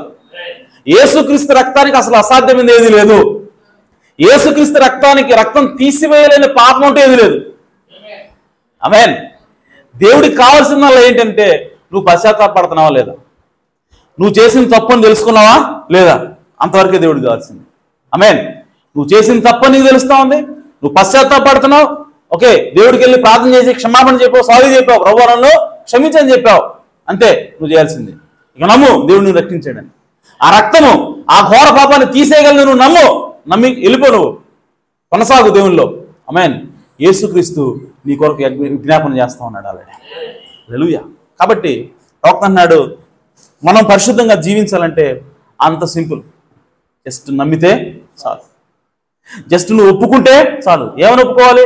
నేను పాపం చేసినా సరే నేను దేవునికి క్షమాపణ అడిగాను, దేవుడి దగ్గర నా పాపాన్ని ఒప్పుకున్నాను, ఇది విడిచిపెట్టాలని ఉందో ప్రభువా అని నా వల్ల కావట్లేదు, నువ్వే రా ప్రభు అని చెప్పి నేను అడిగాను. ఆమేన్. నేను ఆయన్ని క్షమాపణ అడిగాను కాబట్టి దేవుడికి నేను అప్పచెప్పాను, నేను ముందుకి కొనసాగుతాను, దేవుని సన్నిధికి నేను వెళ్తాను, వాక్యం చదువుతాను, ప్రార్థన చేస్తాను, దేవుని కోసం పరిశుద్ధంగా జీవించడానికి నేను ప్రయత్నం చేస్తాను. హల్లెలూయా. దేవుడికి కావాల్సింది కూడా అదే. దేవుడు అంటున్నాడు నీతిమంతులు ధన్యులు అంటలేదు ఆయన, నీతి కొరకు ఆకలి దప్పులు గలవారు ధన్యులు. అంటే నీతిగా జీవించేవాళ్ళు ధన్యులు అంటలేదు ఆయన, నీతిగా జీవించాలన్న కోరిక నీకుందా? హల్లెలూయా. నువ్వు తప్పు చేస్తున్నావు కానీ నువ్వు ఎందుకు పశ్చాత్తాపడుతున్నావు? నువ్వు మందు తాగావు కానీ ఎందుకు నువ్వు బాధపడుతున్నావు అని అంటే మందు తాగకుండా ఉండాలని నువ్వు బాధపడుతున్నావు, మందు తాగకూడదని నువ్వు ప్రయత్నం చేస్తున్నావు, అందుకోసం నీకు ఆ బాధ వస్తుంది. ఆమేన్. అంటే నువ్వు నీతిగా బ్రతకాలనుకుంటున్నావు, అందుకోసం నువ్వు తప్పు చేసినంటే నీకు పశ్చాత్తాపం వస్తా ఉంది, బాధ వస్తా ఉంది. అదే దేవుడికి కావాల్సింది. హల్లెలూయా. నువ్వు బాధపడుతున్నావా, నీతిగా ఉండాలని నువ్వు ప్రయత్నం చేస్తున్నావా, దేవుడికి కావాల్సింది అదే. నువ్వు ఏ నీతిగా ఉండాలని ప్రయత్నం చేస్తున్నావో, నువ్వు ఏ నీతిగా ఉండాలని నువ్వు జీవించాలని నువ్వు కోరుకుంటున్నావో ఆ నీతిగా జీవించేలాగా చేసే బాధ్యత దేవుడు తీసుకుంటాడు. హల్లెలూయా. కాబట్టి ప్రియ సోదరి సోదరులారా, మనం పరిశుద్ధంగా జీవించడం అనేది పెద్ద విషయం కాదు. దేవునికి మనం సమర్పించుకోవటమే, దేవుడు చేసిన రక్షణ కార్యం నువ్వు నమ్మటమే. నమ్మితే చాలు నువ్వు పరిశుద్ధంగా జీవిస్తావు. నీకు ఏ అలవాటు ఉన్నా సరే దాన్ని నువ్వు విడిచిపెడతావు. ఆమేన్. ఇది ప్రాక్టికల్గా నా జీవితంలో కూడా రుజువైంది. నేను ఒకప్పుడు సినిమా చూసేవాడిని, క్రికెట్ చూసేవాడిని, వాటన్నిటినీ కూడా అంటే ఎంత బలంగా అలవాటు ఉండే అంటే అంత బలంగా ఉండే. ఆమేన్. కానీ నేను ఎప్పుడైతే ఆ సినిమా చూసినప్పుడల్లా, క్రికెట్ చూసినప్పుడల్లా నేను బాధపడుతూ ఉన్నాను. ప్రభువా, నేను చేయాలనుకుంటలేదు కానీ నా వల్ల కావట్లేదు, నాకు సహాయం చేయని చెప్పి అన్నప్పుడు దేవుడు మెల్లమెల్లగా దేవుడు మార్చాడు. ఆమేన్. ఇప్పుడు సినిమా చూడాలని ఆశ లేదు, క్రికెట్ చూడాలని ఆశ లేదు, ఎప్పుడు పోయిందో కూడా తెలియదు నాకు. ఆమేన్. దానికి కారణం ఏంటి అంటే నేను విశ్వాసాన్ని ఎప్పుడు కోల్పోను. నేను చేసిన తప్పే, కానీ దానివల్ల నేను రక్షణ కోల్పోయాను, ఇక దేవుడికి నాకు సంబంధం తెగిపోయిందని నేను ఎప్పుడు ఫీల్ కాల. ఆ విశ్వాసం నా లోపల ఉంది. ఎప్పటికీ దేవుడు నన్ను రక్షించాడు, దేవుడు నన్ను కాపాడుతున్నాడు అన్న విశ్వాసం నాకు ఉన్నది కాబట్టి నేను పడిపోయినా తిరిగి మరలా దేవుని సన్నిధికి వస్తా ఉన్నాను. నేను పడిపోయినా తిరిగి మరలా బైబిల్ చదువుతాను, నేను పడిపోయినా తిరిగి మరలా వర్తమానం చదువుతున్నాను. ఆ వర్తమానం చదవటం, ఆ విధంగా నిలబడటం, ఆ విధంగా ప్రయత్నమే దేవుడు నన్ను చూశాడు. హల్లెలూయా. చూసి ఆ నీతిగా బ్రతకాలన్న ఆశ ఏదైతుందో దాన్ని ఇప్పుడు తృప్తిపరుస్తానండి దేవుడు. హల్లెలూయా. అలాగే ప్రియ సోదరులారా, మీ జీవితంలో ఎంత బలమైన అలవాటు, చెడ్డ అలవాటు ఉన్నా సరే దాని నుంచి బయటపడాలంటే మనం చేయవలసింది కేవలం దేవుడిని రక్షించాడు అని చెప్పి నువ్వు నమ్మటమే. ఆమేన్. నువ్వు పడిపోయినా సరే దేవుడి దగ్గరికి వచ్చి క్షమాపణ అడిగి నువ్వు ముందుకే కొనసాగటమే. ఆమేన్. సో కాబట్టి ఆ విధంగా జీవిద్దాం. దేవుడి కోసం మనం పరిశుద్ధంగా జీవించడం అనేది పెద్ద కష్టం కాదు. కానీ మనకి సాధారణంగా ఈ విధంగా జీవితం మనకి అర్థం కాదు. మనకేంటంటే పరిశుద్ధంగా జీవించడం అంటే ఏదో చేయాలి, అది చేయాలి, ఇది చేయాలి మనం అనుకుంటాం. నామాను ఆ కుష్ఠరోగం పోగొట్టుకోవడానికి ఎక్కడికి వచ్చాడు? ఎలీషా దగ్గరికి వచ్చాడు. ఎలీషా ఏమన్నాడు? కనీసం అసలు బయటకు వచ్చి చూడడం కూడా చూడలేదంట. బయటకు వచ్చి అంత దూరం నుంచి వచ్చాడు ఒక ఆయన సైన్యాధిపతి ఆయన, మరి ఇంత దూరం వచ్చాడు నా కోసం అంత పెద్ద మనిషి అని చెప్పి బయటికి పోలేదంట. ఎలీషా బయటికి పోలా. ఎవరిని పంపించాడు? సంఘపెద్దను పంపించాడంట. ఆమేన్. పాస్టర్ గారు బయటికి పోలేదంట, సంఘపెద్దను పంపించాడంట. ఒక ఇన్స్ట్రక్షన్, ఒక సూచన ఇచ్చి పంపించాడు. ఇప్పుడు సంఘపెద్ద వచ్చి ఏం చెప్తున్నాడంటే, అయ్యగారు మీరు లోపలికి రావాల్సిన అవసరం లేదండి, ఓకే, మా అయ్యగారు మీతో చెప్పమని చెప్పాడు. ఏంటి అని చెప్పంటే, మీ కుష్ఠరోగం బావాలి అంటే యోర్దాను నదిలో 7 మార్లు మునగమని చెప్పాడు అని చెప్పాడు. హల్లెలూయా. అది వినగానే నామానికి ఎక్కడిని కోపం వచ్చింది. దేంద్రా, నేను అంత దూరం నుంచి వచ్చాను, నేను ఇంత పెద్ద వ్యక్తిని, నీకు ఇంత గొప్ప ఇంత ఘోరమైనటువంటి కుష్ఠరోగం ఉంది నాలో, ఇది పోగొట్టాలంటే అసలు ఏం చేయాలి ఆయన? నా మీద చేతులుంచి ప్రార్థన చేయాలా, ఉపవాసం ఉండమంటాడేమో, ఆమేన్, లేదంటే గోనెపట్ట కట్టుకొని బోడి చల్లుకొని ప్రార్థన చేయమంటాడేమో, ఎన్ని చేయమంటాడో అని చెప్పి అనుకుంటే సింపుల్గా ఎడుకొసరికి ఏమంటాడు ఆయన? 7 సార్లు యోర్దాను నదిలో పోదామంటాడు అంటున్నాడు. ఇదేంది? 7 సార్లు యోర్దాను నదిలో మునిగితే కుష్ఠరోగం పోద్దా? ఇంత సింపులా కుష్ఠరోగం పోవటం అనుకున్నాడు అతను. అర్థం కాల. ఆమేన్. ఒకవేళ నామానికి అయ్యా నువ్వు 1000 మణుగుల బంగారం ఇయ్యి అని చెప్పి అన్నాడు అనుకో, అప్పుడే నీ కుష్ఠరోగం పోతుందంటే ఖచ్చితంగా సంతోషంగా ఇచ్చేవాడు. కానీ యోర్దాను నదిలో 7 సార్లు మునగు చాలు నీ యొక్క రోగం పోతుందని చెప్పి అంటే ఆ మాట చాలా సింపుల్గా ఉంది కాబట్టి నామానికి నమ్మబుద్ధి కాలేదు, ఎక్కడ లేని కోపం వచ్చింది. హల్లెలూయా. అతను అంటున్నాడు, అరే సరే 7 సార్లు మునగమంటే బాగానే ఉంది, ఓకే, అది ఎక్కడ ఏ నదులు లేనట్టు యోర్దాను నదిలోనే మునగాల? మా దేశంలో ఎంత పవిత్రమైన నదులు ఉన్నాయి, మా దేశంలో ఎంత పరిశుద్ధమైన నీళ్లు, అది తేటగా ఉండి నీళ్లు ప్రవహించే నదులు ఉన్నాయి, వాటిలో మునగమన్నాడంటే ఒక రకం, ఓకే. ఈ యోర్దాను నది చూస్తే మురికి నీళ్ళు, ఈ మురికి నీళ్ళలో 7 సార్లు మునగమంటాడా? ఏంటి అసలు ఇది జరిగే పనేనా? నేను ఏదో అనుకుంటే నా మీద చెయ్యాడిస్తాడు, అది చేస్తాడు, ఇది చేస్తాడు, అమ్మ అంటాడు అని చెప్పి యేసుక్రీస్తు పో అని గట్టిగా అరుస్తాడేమో అని చెప్పి నేను ఎంత ఎక్స్పెక్టేషన్స్తో వస్తే ఈ కుష్ఠరోగం పోవడానికి ఇంత చిన్నదేనా, ఇంతదా, అబ్బే నేను చేయనని చెప్పి పోతుంటే ఇప్పుడు ఆ పనివాడు చెప్తున్నాడు, అయ్యా ఆయన ఏమన్నాడండి, ఏం చెప్పాడండి ఆయన? నీ రాజ్యంలో ఏమైనా సగమాస్తి అడిగాడా? ఆమేన్. ఏదో 100 కేజీలు బంగారం అడిగాడా? ఒకవేళ అడిగితే ఇస్తాడు కదా, అడిగితే ఇచ్చేవాడు కదా, అంత పెద్ద ఏం అడగలేదు కదా నిన్ను. ఆయన ఏమన్నాడు? సింపుల్గా 7 సార్లు మనమన్నాడు, అంతేగా చేయమంది, సింపుల్ పని చేస్తే పోలా అని చెప్పి అన్నాడు. అనగానే అప్పుడు బలు వెలిగింది అతనికి. ఓకే చూద్దాం, సింపుల్లే కదా, చేస్తే పోదని చెప్పి పోయాడు. ఒకటోసారి మునిగాడు, చూస్తున్నాడు చిప్పుడాక ఏంద్రా ఏం కాలేదని. రెండోసారి మునిగాడు, ఏం కాల.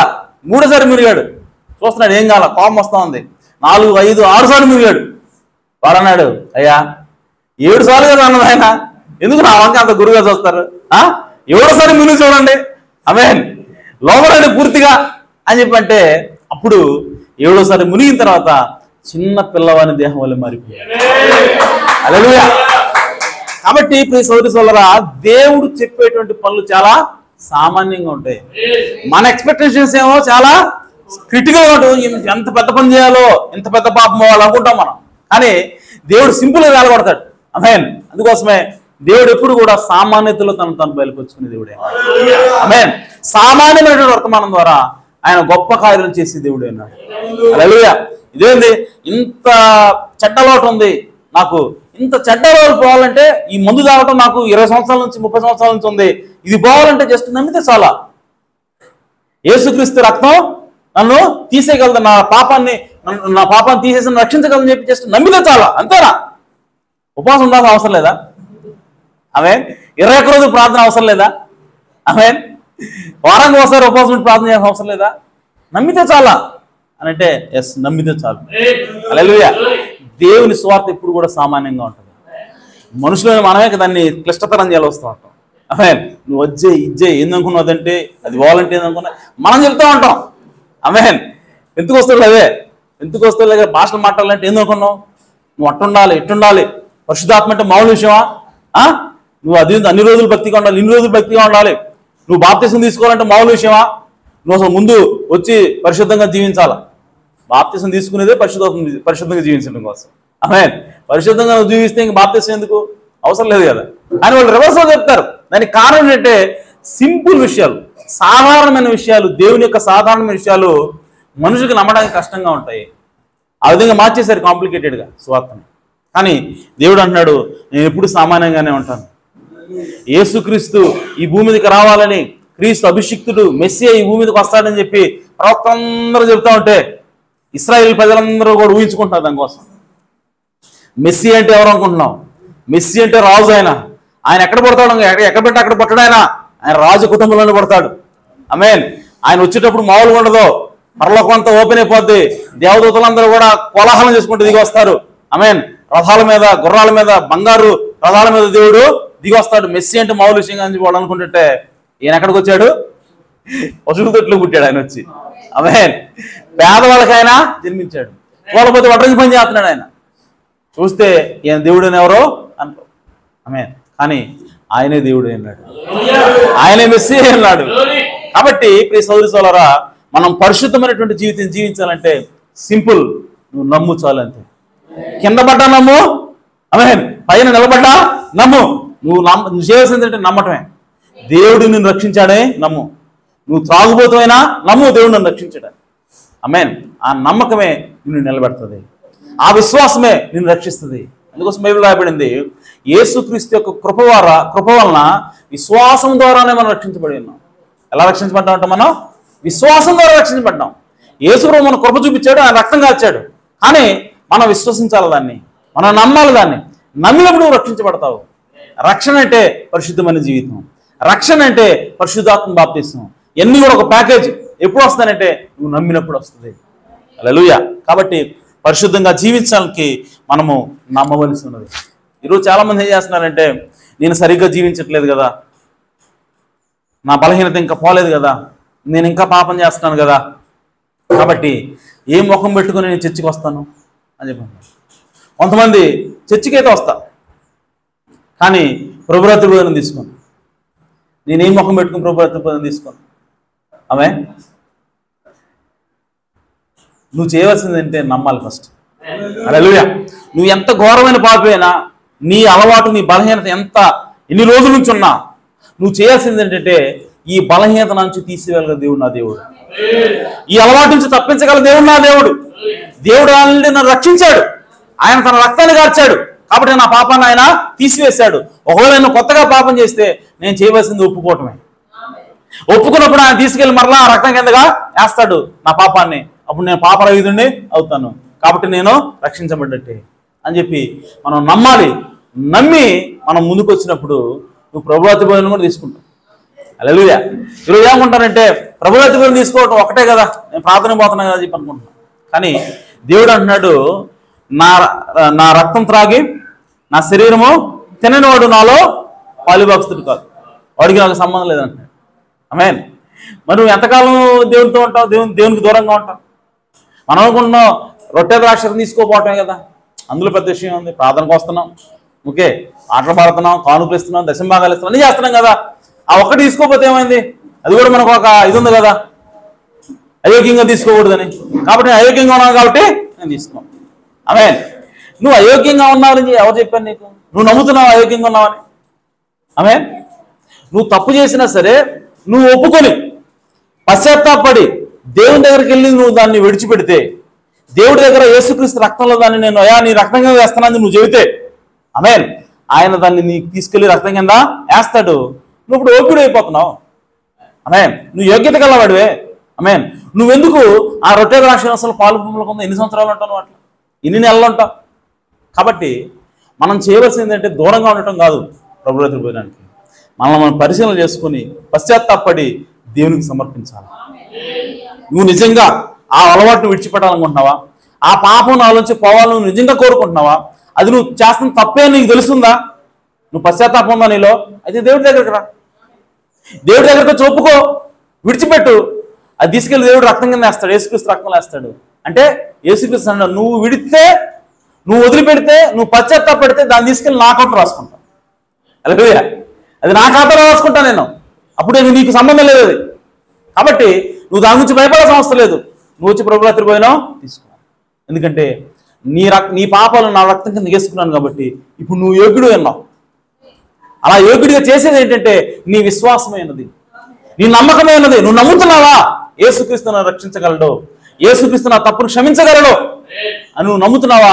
అయితే నువ్వు రక్షించబడ్డట్టే, అయితే నువ్వు యోగ్యుడివే. రా, దానికంటే ముందు పశ్చాత్తాపడు, ఈ పాపను ఒప్పుకొని యేసుక్రీస్తు రక్తం కింద తీసుకుని రా. దేవుడు నిన్ను రక్షిస్తాడు, యోగ్యుని చేస్తాడు. నువ్వు వచ్చి ప్రభురాత్రి భోజనం తీసుకో. నువ్వు ఎంతకాలం దేవునికి దూరంగా ఉంటావు? నువ్వు అలాగే దూరం అయిపోయి చివరికి చర్చికి రావు. ఆమేన్. చర్చికి రాకపోతే నీకు వాక్యం రాదు, వాక్యం లేకపోతే విశ్వాసం రాదు, విశ్వాసం కోల్పోతే నువ్వు రక్షణ కోల్పోయినట్టు. విశ్వాసం నువ్వు ఉంచినంత కాలం నువ్వు రక్షించబడ్డట్టు. హల్లెలూయా. నువ్వు ఎంత పాపంలో ఉన్నా సరే, నువ్వు ఎంత బలహీనతలో ఉన్నా సరే, నీకు విశ్వాసం ఉందా దేవుడు నిన్ను రక్షించాడని, అయితే నువ్వు రక్షించబడ్డట్టు. హల్లెలూయా. కాబట్టి ఆ విధంగా నమ్ముదాం. ఖచ్చితంగా మన ప్రతి బలహీనత నుంచి కూడా దేవుడు మనల్ని విడిపిస్తాడు, పరిశుద్ధమైనటువంటి జీవితాన్ని మనకి ఇస్తాడు. ఆమేన్. రైట్. అయితే ఇప్పుడు సౌలు దగ్గరకు వద్దాం. సౌలు ఏం చేస్తా ఉన్నాడు అంటే గిల్గాలు దగ్గరకు పోయాడు. సమూయేలు చెప్పాడు కదా గిల్గాలు దగ్గర పోయాను.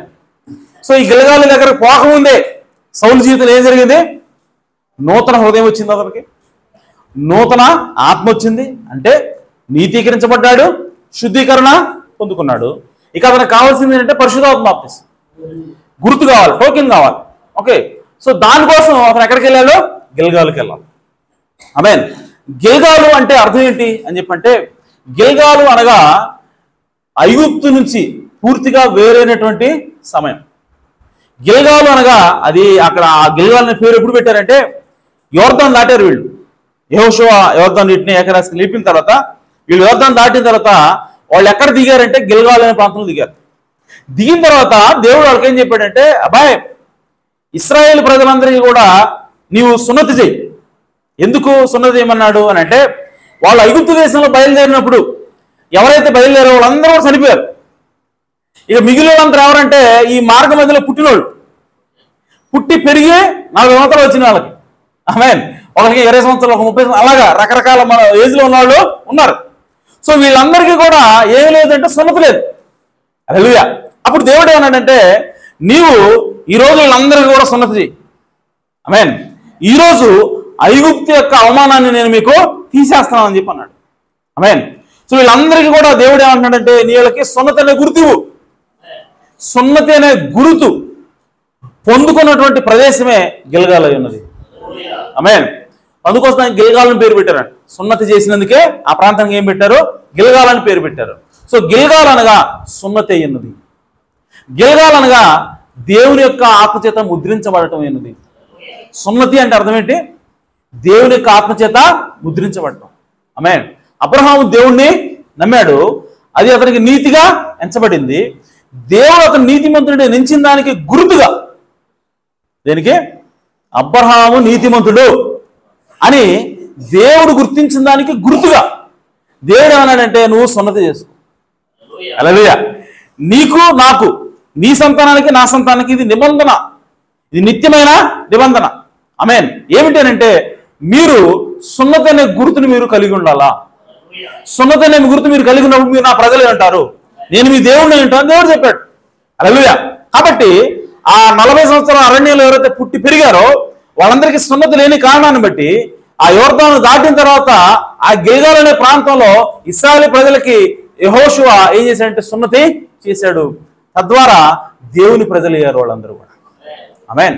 అనగా ఒక రకంగా చెప్పండి, పరిశుద్ధాత్మ పొందుకున్నారు వాళ్ళు. ఆమేన్. ఎక్కడంటే గిల్గాల్లో. ఇప్పుడు సమూయేలు కూడా ఈ సౌలుని ఎక్కడికి వెళ్ళమంటాడంటే గిల్గాలుకు పో. హల్లెలూయా. గిల్గాలుకు పోయి ఎన్ని రోజులు ఉన్నావు నువ్వు? 7 రోజులు వెయిట్ చేయి. వెయిట్ చేసిన తర్వాత నేను వచ్చి దహన బలుల్ని, సమాధాన బలులు నేను అర్పిస్తా అని చెప్పాడు. చెప్పిన తర్వాత ఇప్పుడు చూడండి, ఇది సౌలుకి పరీక్ష. సౌలుని దేవుడు తన ఆత్మ చేత ముద్రించాల్సిన సమయం అది. నూతన హృదయం ఇచ్చాడు, గుర్తుపెట్టుకోండి. నూతన హృదయం సౌలుకు వచ్చింది, నూతన ఆత్మ సౌలుకు వచ్చింది, కాబట్టి ప్రవచించాడు అతను. ఆమేన్. ఈ 2 స్టెప్పులు అయిపోయినాయి. 3వ స్టెప్ పరిశుద్ధాత్మ బాప్తిసం. అంటే దేవుని ఆత్మ అతనికి ఇవ్వాలి. దేవుని ఆత్మ చేత సౌలుని ముద్రించాలి. తద్వారా తన యొక్క సింహాసనాన్ని, తన యొక్క రాజరికాన్ని నిరంతరం ఉండేలాగా దేవుడు చేయాలనుకుంటున్నాడు.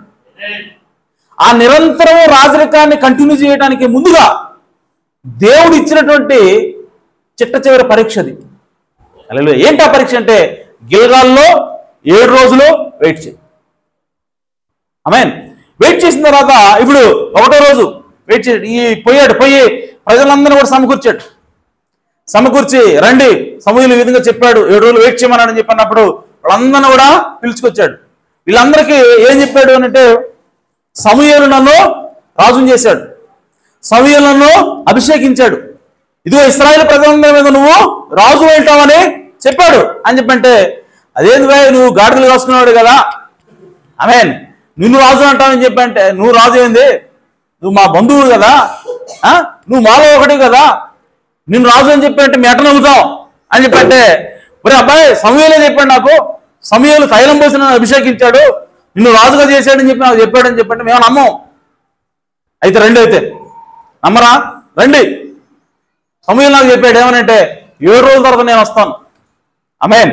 దహన బలుల్ని, సమాధాన బలుల్ని అర్పించిన తర్వాత నువ్వు రాజు అని నేను ప్రకటిస్తాను. సో తద్వారా మీరు తెలుసుకుంటారు సమూయేలు నన్ను అభిషేకించాడని అర్థమవుతుంది, మీకు నేనే రాజునని మీకు అర్థమవుతుంది, నమ్మకం వస్తుంది. కాబట్టి రండి అని చెప్పినప్పుడు వాళ్ళందరూ వచ్చారు. 1 రోజు గడిచిపోయింది, 2 రోజులు గడిచిపోయింది, 7 రోజు కూడా అయిపోయింది. అయిపోయేసరికి ఇప్పుడు ఈ ప్రజలందరూ మీరు చదివితే అక్కడ ఏమంటుందంటే, ప్రజలందరూ కూడా ఒక్కొక్కళ్ళు వెళ్ళిపోతున్నారంట. ఇదేంద్రా 7 రోజుల్లో ఉన్నాడు, 7 రోజులు కూడా అయిపోయింది, సమూయేలు వస్తాడని చెప్పి అన్నాడు, సమూయేలు నన్ను అభిషేకించాడు, రాజు చేశాడు అని చెప్పి అన్నాడు. మరి సమూయేలు ఏమో వచ్చేటట్టు కనపట్లా, సాయంత్రం అయిపోయింది. ఆమేన్. సమూయేలు వచ్చేటట్టు కనపట్లేదు. వీడు చూస్తపోతే ఒట్టి మాటలు చెప్పినట్టున్నాడు, మోసం చేసినట్టున్నాడు అని చెప్పి వాళ్ళు ఒక్కొక్కరు జారుకుంటున్నారంట. ప్రజలు వెళ్ళిపోవటం సౌలుకి నచ్చల. అంటే నన్ను వీళ్ళు అబద్ధికుడు అనుకుంటున్నారు, నన్ను వీళ్ళు ఊరక మాటలు చెప్పాడు అని చెప్పి అనుకుంటున్నారు, నా పరువు పోతా ఉంది, ప్రజల్లో నా పరపతి పోతా ఉంది, కాబట్టి ప్రజల ముందు ఇది అవమానం అయ్యేలాగా ఉంది అని చెప్పి సౌలు ఏం చేశాడంటే, ఆ దహన బలుల్ని, ఆ సమాధాన బలుల్ని తీసుకొని వచ్చి అతనే అర్పించాడు. కానీ ఎవరు అర్పించాలి? సమూయేలు అర్పించాలి. సమూయేలు అర్పించాల్సిన బలుల్ని సౌలు అర్పించాడు. ఎందుకోసం అంటే ప్రజల మెప్పు కోసం, ప్రజలను సంతోషపరచడం కోసం, ప్రజలను తనతో ఉంచుకోవడం కోసం. ఆమేన్. సో అప్పుడు ఎప్పుడైతే అతను దహన బలులు అర్పించాడో వెంటనే సమూయేలు వచ్చాడంట. ఆమేన్. వచ్చి ఏం చేశారు అబ్బాయి నువ్వు అని చెప్పంటే, అప్పుడు సౌలు చూడండి ఏమంటున్నాడు, నేను చేసిన తప్పేనండి, నన్ను క్షమించండి, నేను పొరపాటు చేశాను, నేను ఒత్తిడిలోనేను, నన్ను క్షమించండి అని ఆశింది పోయి సౌలు ఏమంటున్నాడంటే, ప్రజలందరూ కూడా వెళ్ళిపోతున్నారు, ఓకే, ప్రజలందరూ కూడా వెళ్ళిపోతున్నారు. చూడబోతే ఇశ్రాయేల్ ఫిలిస్తీన్ అందరూ కూడా మన మీదకి దండెత్తి వచ్చేలాగా ఉన్నారు, చుట్టూ కాపు కాసి ఉన్నారు. కాబట్టి నేను దహించా అంటే ఏం చెప్తున్నాడు? నాకు తప్పే కాదు చెప్తున్నాడు. సౌలు ఏమన్నాడంటే చేసింది తప్పే, కానీ సౌలు నాకు తప్పని ఒప్పుకోవట్లా. అర్థమైందా? గమనించారు మీరు? ఇందాక ఇప్పుడు దాకా నేనేం చెప్పా? నువ్వు తప్పు చేసావా, దేవుడి దగ్గరికి రా. నువ్వు తప్పు చేసావా, పశ్చాత్తాపడు. ఆమేన్. కానీ ఆ విధంగా పశ్చాత్తాపడితే దేవుడు నిన్ను క్షమిస్తాడు, దేవుడు నిన్ను రక్షిస్తాడు. కానీ సౌలు ఏం చేస్తాడు? ఇక్కడ తప్పు చేయటం మాత్రమే కాకుండా నాది తప్పు కాదన్నట్టుగా మాట్లాడుతున్నాడు. హల్లెలూయా. అది అసలు తప్పు అక్కడ. ఆమేన్. ఇప్పుడు సమూయేలు అంటున్నాడు, నీవు ఆజ్ఞనే మీరావు గనుక నీ యొక్క సింహాసనాన్ని తీసేసి దేవుడు ఇంకొకరికి సింహాసనాన్ని అప్పగిస్తున్నాడు. ఆమేన్. కాబట్టి నువ్వు నిరంతరం రాజుగా ఉండవు అని చెప్పి సమూయేలు ఆ సౌలుకి చెప్పాడు. ఆ తర్వాత ఇంకోసారి సమూయేలు ఏం చెప్పాడంటే, ఈ అమాలేకుల మీదకి యుద్ధానికి పోయి పిల్లలు, వృద్ధులు, స్త్రీలు లిస్టు చెప్పాడు ఆయన. ఓకే, అందరం చంపే అంటే ఒక మాట అయిపోయాడు. ఆయన ఏం చేస్తాడు? లిస్టు చెప్తున్నాడు. సౌలు సంగతి తెలుసు. ఈ లిస్టులో పిల్లలను రాలేదు కాబట్టి పిల్లలు బతికించా అంటాడు. ఓకే, గాడిదలని చెప్పి రాలేదు కాబట్టి గాడిదలను వదిలేసా అంటాడు. కాబట్టి లిస్టు చెప్తున్నాడు అక్కడ. పిల్లలు, వృద్ధులు, స్త్రీలు, పురుషులు, యవ్వనస్తులు అందరినీ, వాళ్ళతో పాటు గాడిదలు, గుర్రాలు, ఎద్దులు, వీటన్నిటిని కూడా నువ్వు సమూలంగా నాశనం చేయి అని చెప్పాడు. లిస్ట్ ఇచ్చాడు, పర్టికులర్గా స్పెసిఫిక్గా చెప్పాడు. ఇవి అవి చెప్పిన తర్వాత కూడా సౌలు ఏం చేశాడంటే, అక్కడ ఉన్నటువంటి మంచి మంచి గాడిదలు, మంచి మంచి గుర్రాలు, మంచి మంచి బలిసిన ఎద్దులు వాటన్నింటినీ కూడా ఉంచాడు చంపకుండా. మ్యాన్ ఉంచిన తర్వాత ఇప్పుడు సమూయేలు వచ్చాడు. సమూయేలు వచ్చి రాగానే ఇప్పుడు సమూయేలు ఏమంటాడు తెలుసా? తప్పు చేశాడు కదా, ఏమంటాడు తెలుసా? దేవుడు చెప్పిన ఆజ్ఞ నేను ఉన్నట్టుగా పాటించా అంటున్నాడు. రాగానే ఏమన్నాడు? సమూయేలు బాగున్నావా? ఇది కాదు, దేవుని ఆజ్ఞ నేను పూర్తిగా పాటించా అంటున్నాడు. ఎవడు అడిగాడు? అడగలా. తప్పు చేసిన వాళ్ళు ఇంటి అది బాడీ లాంగ్వేజ్ అలా ఉంటుందన్నమాట. ఆమేన్. కారు ఎవరు బొమ్మ పాల్గొట్టాడు అనుకో పిల్లడు, మనం సడన్గా వచ్చాం అనుకో, నానా కారు నేను పాల్గొట్టలా అంటాడు. పాల్గొట్టింది వాడేని అర్థం అన్నమాట. అలాగా తప్పు చేశాడు, దేవుని ఆజ్ఞతను చేయలే పూర్తిగా. ఆ విషయం సౌలు తెలుసు. కాబట్టి సమూయేలు సడన్గా రాగానే ఉంటాడు, దేవుని ఆజ్ఞ నేను పూర్తిగా నెరవేర్చా అంటున్నాడు. అంటే నెరవేర్చాలని అర్థం. ఆమేన్. అప్పుడు సమూయేలు అన్నాడు, మరి నెరవేరిస్తే ఎందుకురా ఈ అరుపులు నాకు వినపడుతున్నాయి, ఈ గేదెల అరుపులు, ఈ ఎద్దుల అరుపులు వినపడుతున్నాయి, మేకల అరుపులు వినపడుతున్నాయి, గాడిదల అరుపులు వినపడుతున్నాయి, ఏంటిది అన్నాడు. అంటే అప్పుడు సౌలు అంటున్నాడు, అయ్యా నేను చేసిన తప్పేం చెప్పి ఒప్పుకోకుండా ఏమంటాడు? ఇంకా ఓట్లు ఇస్తున్నాడు, ఇంకా తన తప్పుని కప్పిపుచ్చుకోవాలని చూస్తున్నాడు. ఏమంటున్నాడంటే, అవి ఏమన్నా నా దేవుడు లేదా మన దేవుడు అంటలా, నీ దేవుడైన యెహోవాకి బలి అర్పించడం కోసం శ్రేష్టమైన వాటి ఉంచాను అంటున్నాడు. చూడండి ఏ విధంగా మాట్లాడుతున్నాడు అంటే, తప్పు చేశాడని తెలిసి కూడా దాన్ని మరలా మతంతో ముడిపెట్టుదని కవర్ చేయాలని చూస్తున్నాడు. దేవుడికి బలి కోసం ఉంచానయ్యా, దేవుడి కోసం ఉంచాను, నాదేం లేదు. ఆమేన్. కానీ దేవుడు కోరుకున్నది ఏంటి? దేవుడు చెప్పింది ఏంటి? మొత్తాన్ని చంపమన్నాడు, ఏ ఒక్కదాన్ని కూడా వదిలిపెట్టొద్దన్నాడు. ఆ మాట దేవుడు చెప్పేటప్పుడు ఆడ మంచి మంచి గాడిదలనే దేవుడు తెలీదా? బలిసిన ఎద్దులోనే దేవుడు తెలీదా? గుర్రాలు యుద్ధానికి పనికొచ్చి గుర్రాలు అక్కడ ఉన్నాయని దేవుడు తెలీదా? తెలిసే కదా చంపమని చెప్పింది. మళ్ళీ వీడెందుకు సొంత పెత్తనం? ఆమేన్. సొంత జ్ఞానం ఎందుకు? సో సొంత జ్ఞానం ఉపయోగించింది కాక, దేవుడి మాట ధిక్కరించింది కాక, మళ్ళీ వీడేమంటాడంటే కవర్ చేసుకుంటున్నాడు, దేవుడి కోసం అంటాడు మరి. ఆమేన్. సో అందుకోసమే సమూయేలు అన్నాడు, రే ఏది ఇష్టం దేవుడికి? బలులు అర్పించడమా, దేవుని మాట వినడమా? ఏది చేస్తే దేవుడు సంతోషిస్తాడు రా? బలులు అర్పిస్తే సంతోషించే దేవుడు అనుకున్నావా? మాట వింటే సంతోషిస్తాడా? ఆమేన్. బలులు అర్పించడం కంటే మాట వినడం శ్రేష్టం. హల్లెలూయా. అంటే బలులు అర్పించడం కంటే దేవుని మాటకు లోబడడం శ్రేష్టం. దేవుడు కోరుకుంటుంది ఎవరినంటే లోబడేవాడు కోరుకుంటున్నాడు. దేవుడు ఎవరు కోరుకుంటున్నాడు అంటే తన పూర్తి వాక్యానికి లోబడేవాడు కోరుకుంటున్నాడు. ఆమేన్. కాబట్టి నువ్వు ఆ విషయంలో ఫెయిల్ అయిపోయావు అని చెప్పి సమూయేలు మరలా. ఆమేన్.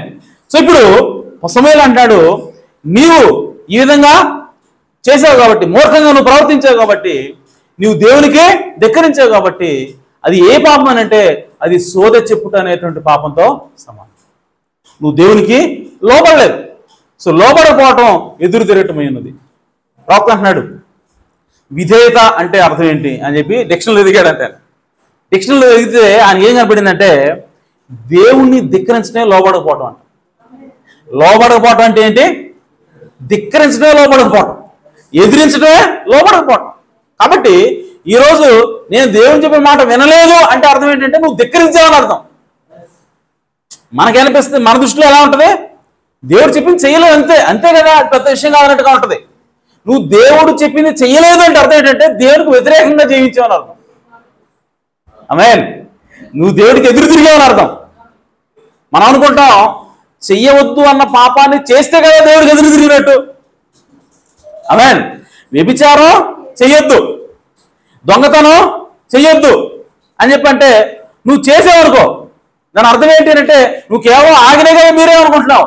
కాదుకో, దేవునికి నువ్వు ధిక్కరించావు, దేవుని మాట నువ్వు ధిక్కరించావు అని అర్థం. నువ్వు చెయ్యొద్దన్నావు కదా, నేను చేస్తాను. ఆమేన్. సో కాబట్టి ఆయన ఏం చేశాడంటే ఆ ఎదురు తిరగటం, ధిక్కరించడం అనేది చేశాడు. ఒబే అవ్వలేదు, లోబడలేదు. అందుకోసమే సమూయేలు అన్నాడు, నిన్ను తీసి దేవుడు ఇంకొకటికి ఇస్తున్నాడు ఈ రాజ్యం. ఆమేన్. కాబట్టి ప్రియ సోదరి సోదరులారా, ఆ గిల్గాలు దగ్గరికి సౌలు ఎందుకు వచ్చాడంటే పరిశుద్ధాత్మ పొందడం కోసం వచ్చాడు, దేవుని ముద్ర పొందుకోవడానికి వచ్చాడు, తన రాజ్యానికి నిత్యం ఉండేలాగా శీలించుకోవడానికి వచ్చాడు. కానీ దేవుని మాటను ధిక్కరించడం వల్ల, దేవుని మాటకు పూర్తిగా లోబడకపోవటం వల్ల ఆ పరిశుద్ధాత్మని గుర్తును అతను పొందుకోలేకపోయాడు. అలాగే ఈరోజు కూడా నీకు నీతీకరించబడ్డావు, శుద్ధీకరణ పొందావు, పరిశుద్ధమైనటువంటి జీవితాన్ని జీవిస్తున్నావు. కానీ నీవు దేవునికి పూర్తిగా లోపడకపోతే, నీవు దేవుని మాటకు పూర్తిగా విధేయుడు కాకపోతే, ఆమేన్, దేవుడు నిన్ను పరిశుద్ధాత్మ చేత ముద్రించడు. అదేందే గారు, ఇప్పుడు దాకా మీరు చెప్పింది అదే కదా, ఇప్పుడు దాకేం చెప్పావు, తాగినా సరే పర్వాలేదు దేవుడిని రక్షించాడు అంటున్నావు, తిరిగినా సరే పర్వాలేదు దేవుడు రక్షించాడు అంటున్నావు. ఇప్పుడు ఏమంటున్నావు, దేవుని మాట వినకపోతే నీకు పరిశుద్ధాత్మ లేదు అంటున్నావు. ఇదేంది, నీకు మాట నువ్వే వ్యతిరేకించుకుంటున్నావు అన్నట్టుగా ఉంది. ఆమేన్. తేడా ఏంటో చెప్తాను. ఓకే. సో ఇందాక ఏం చెప్పానంటే, నువ్వు త్రాగుతున్నావా, నువ్వు దేవుని క్షమాపణ అడిగితే, నువ్వు చేస్తున్న తప్పని నువ్వు గుర్తిస్తే, దేవుని క్షమాపణ అడిగితే దేవుడు నిన్ను క్షమిస్తాడు. దేవుడు నిన్ను రక్షించాడు, నువ్వు ఇంకా నమ్మితే దేవుడు నిన్ను రక్షిస్తాడు. నువ్వు ఆ అలవాటు నుంచి నిన్ను దేవుడు తప్పిస్తాడని చెప్పాడు. ఓకే. సో ఈ కేసులో నువ్వేం చేస్తున్నావు అంటే, నువ్వు చేసిన తప్పని గుర్తిస్తున్నావు, క్షమాపణ కూడా అడుగుతున్నావు, దాన్ని విడిచిపెట్టడానికి కూడా నువ్వు సిద్ధంగా ఉన్నావు. కానీ సౌలు కేసులో ఆమేన్, సౌలు ఏం చేస్తున్నాడంటే తను చేసిన తప్పని ఒప్పుకోట్లా. ఆమేన్. తను చేసిన తప్పుని విడిచిపెట్టడానికి కూడా అతను ఇష్టపడట్లా. అతను వేరే వాళ్ళని సంతోషపరచడానికి, మనుషులు సంతోషపరచడానికి ప్రయత్నం చేస్తున్నాడు కానీ దేవుడు సంతోషపరచడానికి చూడట్లేదు. ఆమేన్. కాబట్టి నీవు గనక అలాగా కావాలని మొండిగా దేవుని యొక్క వాక్యాన్ని నువ్వు ధిక్కరిస్తే దేవుడు నీకు పరిశుద్ధాత్మ ముద్ర ఇవ్వడు. ఆమేన్. కాబట్టి ప్రియ సోదరి సోదరులారా, నీవు ఒకవేళ దేవుడు అమ్మా చెవులకు పెట్టుకోకూడదు, ముక్కులకి పెట్టుకోకూడదు, బంగారంతో నువ్వు అలంకరించుకోకూడదు అని చెప్పాడు దేవుడు. చెప్పిన తర్వాత నువ్వు అందరూ అంతే చెబుతారులే, నేను చేసే పెద్ద తప్పేం కాదు అని చెప్పి నువ్వు అనుకుంటున్నావా? ఆ బంగారమే నీకు పరిశుద్ధాత్మ లేకుండా చేస్తుంది. నిన్ను ఆపేదేంటి? బంగారమే. ఒట్టి బంగారం, అది మహా అయితే ఒక 50,000 కూడా ఉండదు ఈ బంగారం, ఒంటి మీద బంగారం. ఆ 50,000 బంగారం కోసం పరిశుద్ధాత్మ పోగొట్టుకుంటావా? ఆమె అలాగా ప్రియ సోదరి సోదరులారా, చిన్న చిన్నవే చర్చికి రా అని చెప్పి దేవుడు చెప్పాడు. ఆదివారం చర్చికి రా, వాక్యం విను అని దేవుడు చెప్పాడు. నువ్వు ఏ పరిస్థితిలో ఉన్నా సరే అనవసరం, నువ్వు ఎంత పాపం చేసేసి అనవసరం, రా నువ్వు చర్చికి రా అని చెప్పాడు. చెప్పినప్పుడు ఏం పోతాం చర్చికి, ఒక పూట పోతే ఏం కాదులే. ఆమేన్. చర్చికి పోతేనే నా దేవుడు. మన ఇంట్లో వర్తమాన పుస్తకాలు లేవా, వర్తమాన టేపులు లేవా, ఉంటే పోదు కదా, ఆడకే పోవాలా అది. అంటే సమాజంగా మీరు కూడుకుంటా మానవద్దని బైబిల్ చెప్తాం. ఆమేన్. ఆ చిన్న మాటని నీకు చెప్పినా కూడా నువ్వు కావాలని తెలిసి కూడా నువ్వు అది తప్పు కాదు అని చెప్పి నువ్వు ధిక్కరిస్తే ఆ చిన్న మాట తప్పిపోయినందుకే నువ్వు పరిశుద్ధాత్మ మొదలుకుంటున్నావు. ఎందుకనంటే నీవు తెలియక కాదు, బలహీనతతో కాదు నువ్వు చర్చి మానేస్తుంది. తెలుసు నీకు తప్పని, బైబిల్ ఉందని తెలుసు, అయినా సరే దాని వల్ల పెద్ద విషయం కాదు, నేను చేసే తప్పుగానే మాట్లాడతాం మళ్ళీ. అంటే ఏంటి? దేవుని మాటను నువ్వు లోబడట్లేదు, దేవుని మాటకు నువ్వు పూర్తిగా లోబడటానికి ఇష్టపడట్లేదు. కాబట్టి అదేంటనంటే సోద చెప్పుట అనే పాపంతో సమానం. దేవుని ఇంకా రాబడింది మొండితనం అనేది, చెప్పినా సరే వినకపోవటం అనేది. అది ఏమిటనంటే అది విగ్రహారాధనతో సమానం. ఆమేన్. అది పాపంతో సమానం. అది పాపం, విగ్రహారాధన అని చెప్పి రాయబడింది. కాబట్టి ప్రియ సోదరి సోదరా, నీవు బలహీనపడి తప్పు చేసి దేవునికి క్షమాపణ కోరితే నీకు రక్షణ ఉంటుంది. కానీ అది తప్పు అని చెప్పి తెలిసినా చెప్పినా కూడా నువ్వు కావాలని ఏం కాదని చెప్పి మూర్ఖంతంతో ముందుకు పోయావా, పరిశుద్ధాత్మ చేత దేవుడు నిన్ను ముద్రించడు. ఎందుకంటే నువ్వు పరిశుద్ధాత్మ చేత ముద్రించబడాలంటే నువ్వు దేవునికి పూర్తిగా లోబడవలసింది. దేవుని వాక్యానికి పూర్తిగా లోబడితేనే పరిశుద్ధాత్మ చేత దేవుడు నిన్ను ముద్రిస్తాడు. సౌలు నీతీకరించబడ్డాడు, శుద్ధీకరించబడ్డాడు, నూతన హృదయాన్ని పొందుకున్నాడు, నూతన ఆత్మను పొందుకున్నాడు. కేవలం పరిశుద్ధాత్మ బాప్తిసం మాత్రమే మిగిలి ఉంది. కానీ అది అతను తప్పిపోయాడు. దానికి కారణం ఏంటంటే తిరుగుబాటు, దేవుని మాటకు పూర్తిగా లోబడకపోవటం వల్లనే సౌలు ఆ చివరి స్టెప్ని మిస్ అయ్యాడు. కాబట్టి ఈరోజు మనం కూడా ఆ విధంగా సౌలులాగా ఉండకుండా మన పరిశుద్ధాత్మ చేత తిరిగి జన్మించాలంటే దేవుని వాక్యానికి పూర్తిగా లోబడాలి. ఆమేన్. అలాగే నువ్వు పరిశుద్ధంగా జీవించాలంటే దేవుని వాక్యాన్ని, దేవుని యొక్క రక్షణ నువ్వు నమ్మాలి.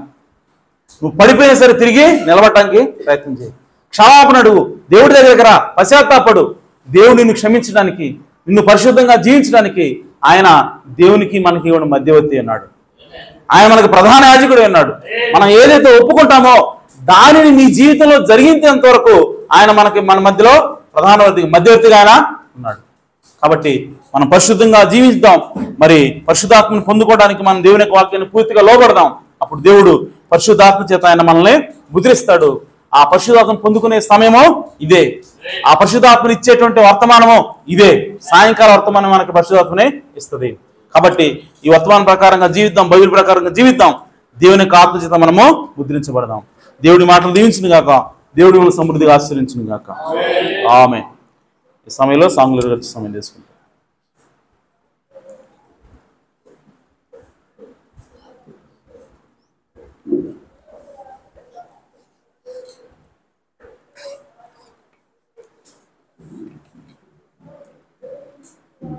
హల్లెలూయా.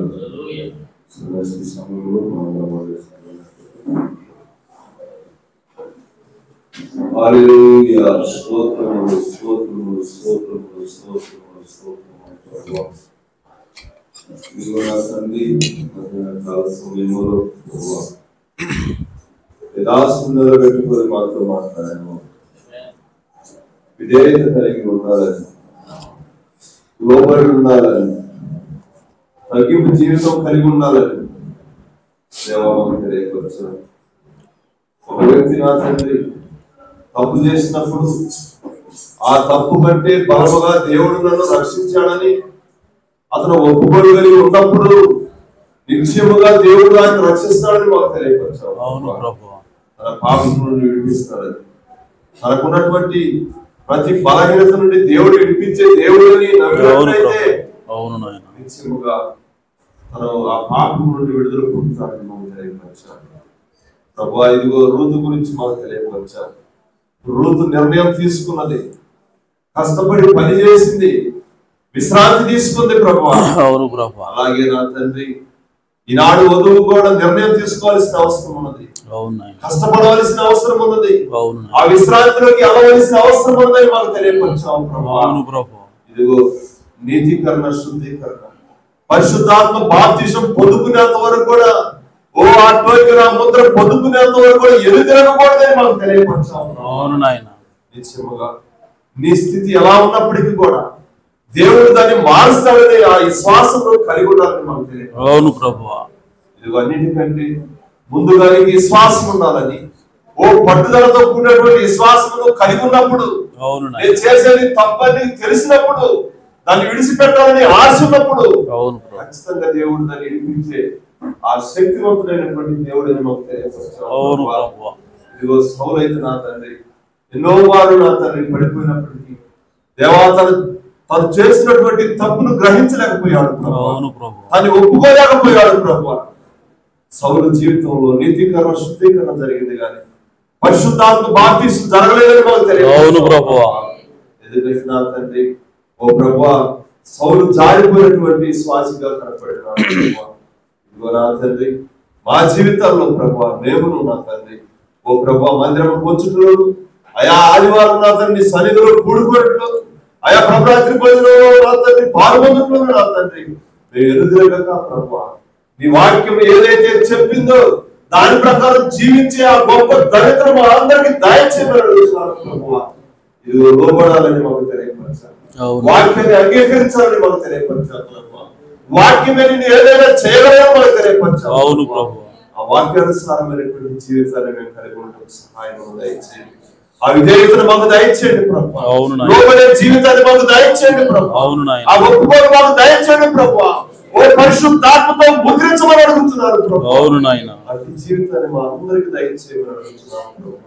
హల్లెలూయా, హల్లెలూయా, స్తోత్రం, స్తోత్రం, స్తోత్రం, స్తోత్రం.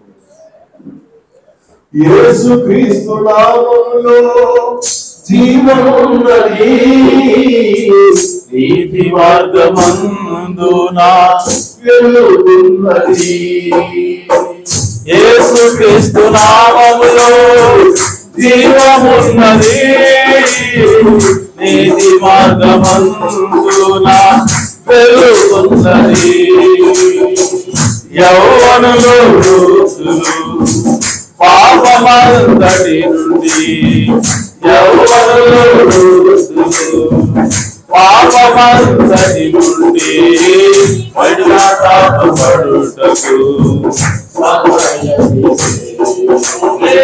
పశ్చాత్తాపపడుటకు సమయమిదే. సాయంకాలమందున వెలుగు కలిగెను మహిమకు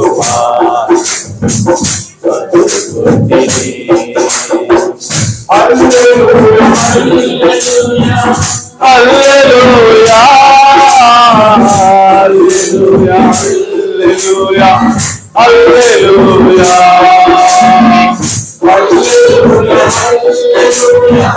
హల్లెలూయా, హల్లెలూయా, హల్లెలూయా, హల్లెలూయా, హల్లెలూయా,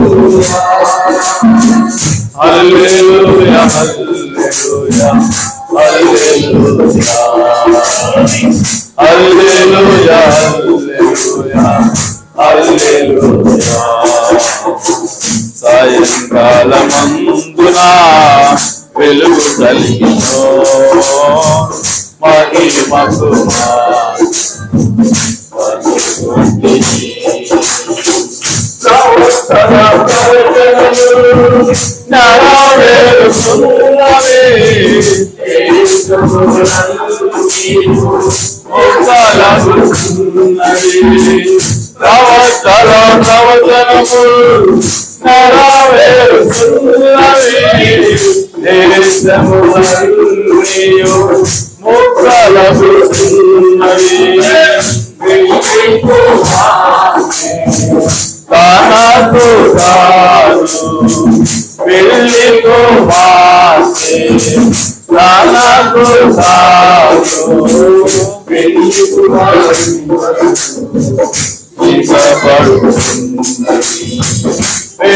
కుమారుని కొరకు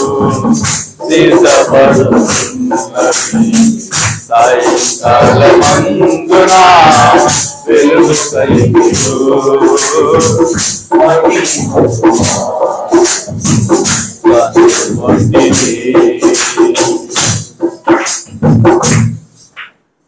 శివాధిపతి శివము కలిగిన తండ్రి, మీ ఘనమైన ఉన్నతమైన నామమునకు స్తోత్రము నా ప్రభువా.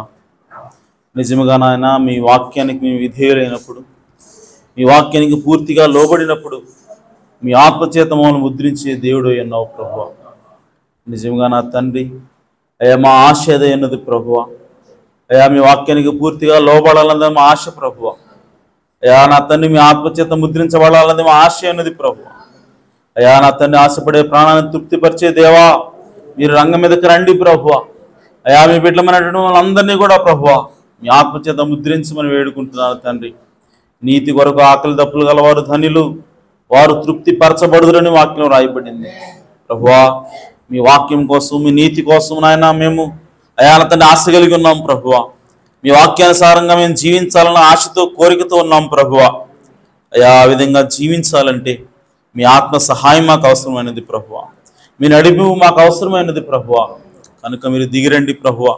అయా నా తండ్రి, సౌలు వలె నా తండ్రి మేము ఎదురు తిరక్క నాయన అయా మీ వాక్యానికి పూర్తిగా లోబట్టుకు సహాయం చేయండి. మాలో ఉన్నటువంటి నాయన ఓ ప్రభువా నా తండ్రి, ఆ మూర్ఖత్వాన్ని ప్రభువా, మొండితనాన్ని తీసివేయండి ప్రభువా. ఒకవేళ మీ వాక్యానికి అయా నా తండ్రి ఏదైనా మేము ఒక మాటకి మేము లోబడకుండా ప్రభువా మూర్ఖంగా ప్రవర్తిస్తున్నట్లయితే ప్రభువా దైవములను క్షమించండి ప్రభువా. అయా మూర్ఖత్వం అనేటువంటి అయా దెయ్యం నుంచి మనం విడుదల చేయమని ప్రార్థిస్తున్నాను ప్రభువా. అయా సౌలు నాయన మూర్ఖించాడు ప్రభువా. అయా నా తండ్రి, సౌలు నాయన ఎదురు తిరిగాడు ప్రభువా. అయా అది సోదె చెప్పుట అనేటువంటి పాపంతో సమానమని అయా నా తండ్రి మీరు అన్నారు. చివరికి అతడు నాయన దేవుడు మాట్లాడట్లేదని అయా సోదె చెప్పే దగ్గరికి వెళ్ళాడు ప్రభువా. అయా నా తండ్రి ఆ విధంగా మేము ఉండక ప్రభువా. అయా మీ వాక్యానికి పూర్తిగా లోబడి నాయన పరిశుద్ధాత్మ చేత తిరిగి జన్మించడానికి సహాయం చేయండి ప్రభు. అయా ఈ ఘడియ వర్తమానమే అయా నా తండ్రి పరిశుద్ధాత్మని గుర్తునిచ్చే వర్తమానమైనదని, అయా ఈ సాయంకాలపు సమయంలో వచ్చినటువంటి ఈ వర్తమానమే అయా నాయన గురుతుని తీసుకొచ్చేదని అయా మాతో మాట్లాడావు ప్రభువా. కనుక ఈ వర్తమానాన్ని వదిలిపెట్టక ప్రభువా. అయా ఈ వర్తమానం ప్రకారం మేము జీవించిన ఆయన ఈ వర్తమానానికి మేము లోబడి ప్రభువా అయా గురుతు అనేటువంటి పరిశుద్ధాత్మని గురుతును ప్రభువా మేము పొందుకోవడానికి సహాయం చేయండి. కృప చూపమని ప్రార్థిస్తున్నాను. అయా నాయన విత్తబడిన వాక్యమును మా అందరి హృదయాలు నీరు కట్టండి ప్రభువా. నూరంతలుగా ఫలింపును దయచేయమని ప్రార్థిస్తున్నాను. అయా చేరొచ్చిన ప్రతి ఒక్కరిని కూడా మీరు దీవించండి, ఆశీర్వదించండి. అయా కానుకలను ఆశీర్వదించండి. అయా కానుకలు వేసినటువంటి అయా నాయన వారి కుటుంబాలను దీవించండి ప్రభువా. పట్టజాలను విస్తారమైన దేవులను కుమ్మరించమని ప్రార్థిస్తున్నాను. అలాగే ప్రభువా ఈ సమయంలో నాయన నా తండ్రి ఎవరైతే అనారోగ్యంతో బాధపడుతున్నారో వారికి సంపూర్ణ ఆరోగ్యాన్ని దయచేయమని ప్రార్థిస్తున్నాను. ఎవరైతే నాయన ఇంకా బలహీనత చేత నా ప్రభువా అయా నా తండ్రి కొట్టుమిట్టాడుతున్నారో ప్రభువా అయా వారిని లేవనెత్తమని ప్రార్థిస్తున్నాను తండ్రి. అయా నాయన వారికి నాయన ఓ పరిశుద్ధమైనటువంటి జీవితాన్ని దయచేయమని ప్రార్థిస్తున్నాను. అయా నూతన ఓ ప్రభు ఆత్మను వారికి దయచేయమని ప్రార్థిస్తున్నాను ప్రభువా. సహాయం చేయండి. అలాగే నా ప్రభువా ఎవరికైతే రక్షణ లేకుండా ఉన్నారో ప్రభువా, ఎవరి కుటుంబాలు అయితే రక్షణ లేదు ప్రభువా అయా వారికి రక్షణ భాగ్యం దయచేయమని ప్రార్థిస్తున్నాను. అలాగే నా తండ్రి సాయంకాలం ప్రభువా ప్రభురాత్రి భోజనానికి మమ్మల్ని సిద్ధపరచండి. అయా నా తండ్రి మా దోషములను అపరాధములను మన్నించండి. అయా మమ్మల్ని నాయన యోగ్యులుగా చేయమని ప్రార్థిస్తున్నాను ప్రభువా. మరి సాయంకాలపు అయా నా తండ్రి ప్రభురాత్రి భోజనంలో ఆది నుంచి అంతం వరకు మీరే అధ్యక్షత వహించి అయా నడిపించమని సహాయం చేయమని అయా నా తండ్రి విత్తబడిన వాక్యమును ప్రభువా మీరు దీవించి మా హృదయాల్లో ఫలింపును దయచేసి దాని ప్రకారం జీవించే భాగ్యం అందరికీ దయచేయమని మా ప్రభువును రక్షకుడునైనా యేసుక్రీస్తు నామములో ప్రార్థించడం వేడుకుంటున్నాను పరమ తండ్రి. ఆమేన్. మన ప్రభు అయిన యేసుక్రీస్తు వారి కృపా సమాధానములు సకల పరిశుద్ధులకు కూడిన మా అందరకు సదాకాలంతో నిండును గాక. ఆమేన్. ఆమేన్. ఒకటి ముగించబడింది అందరూ.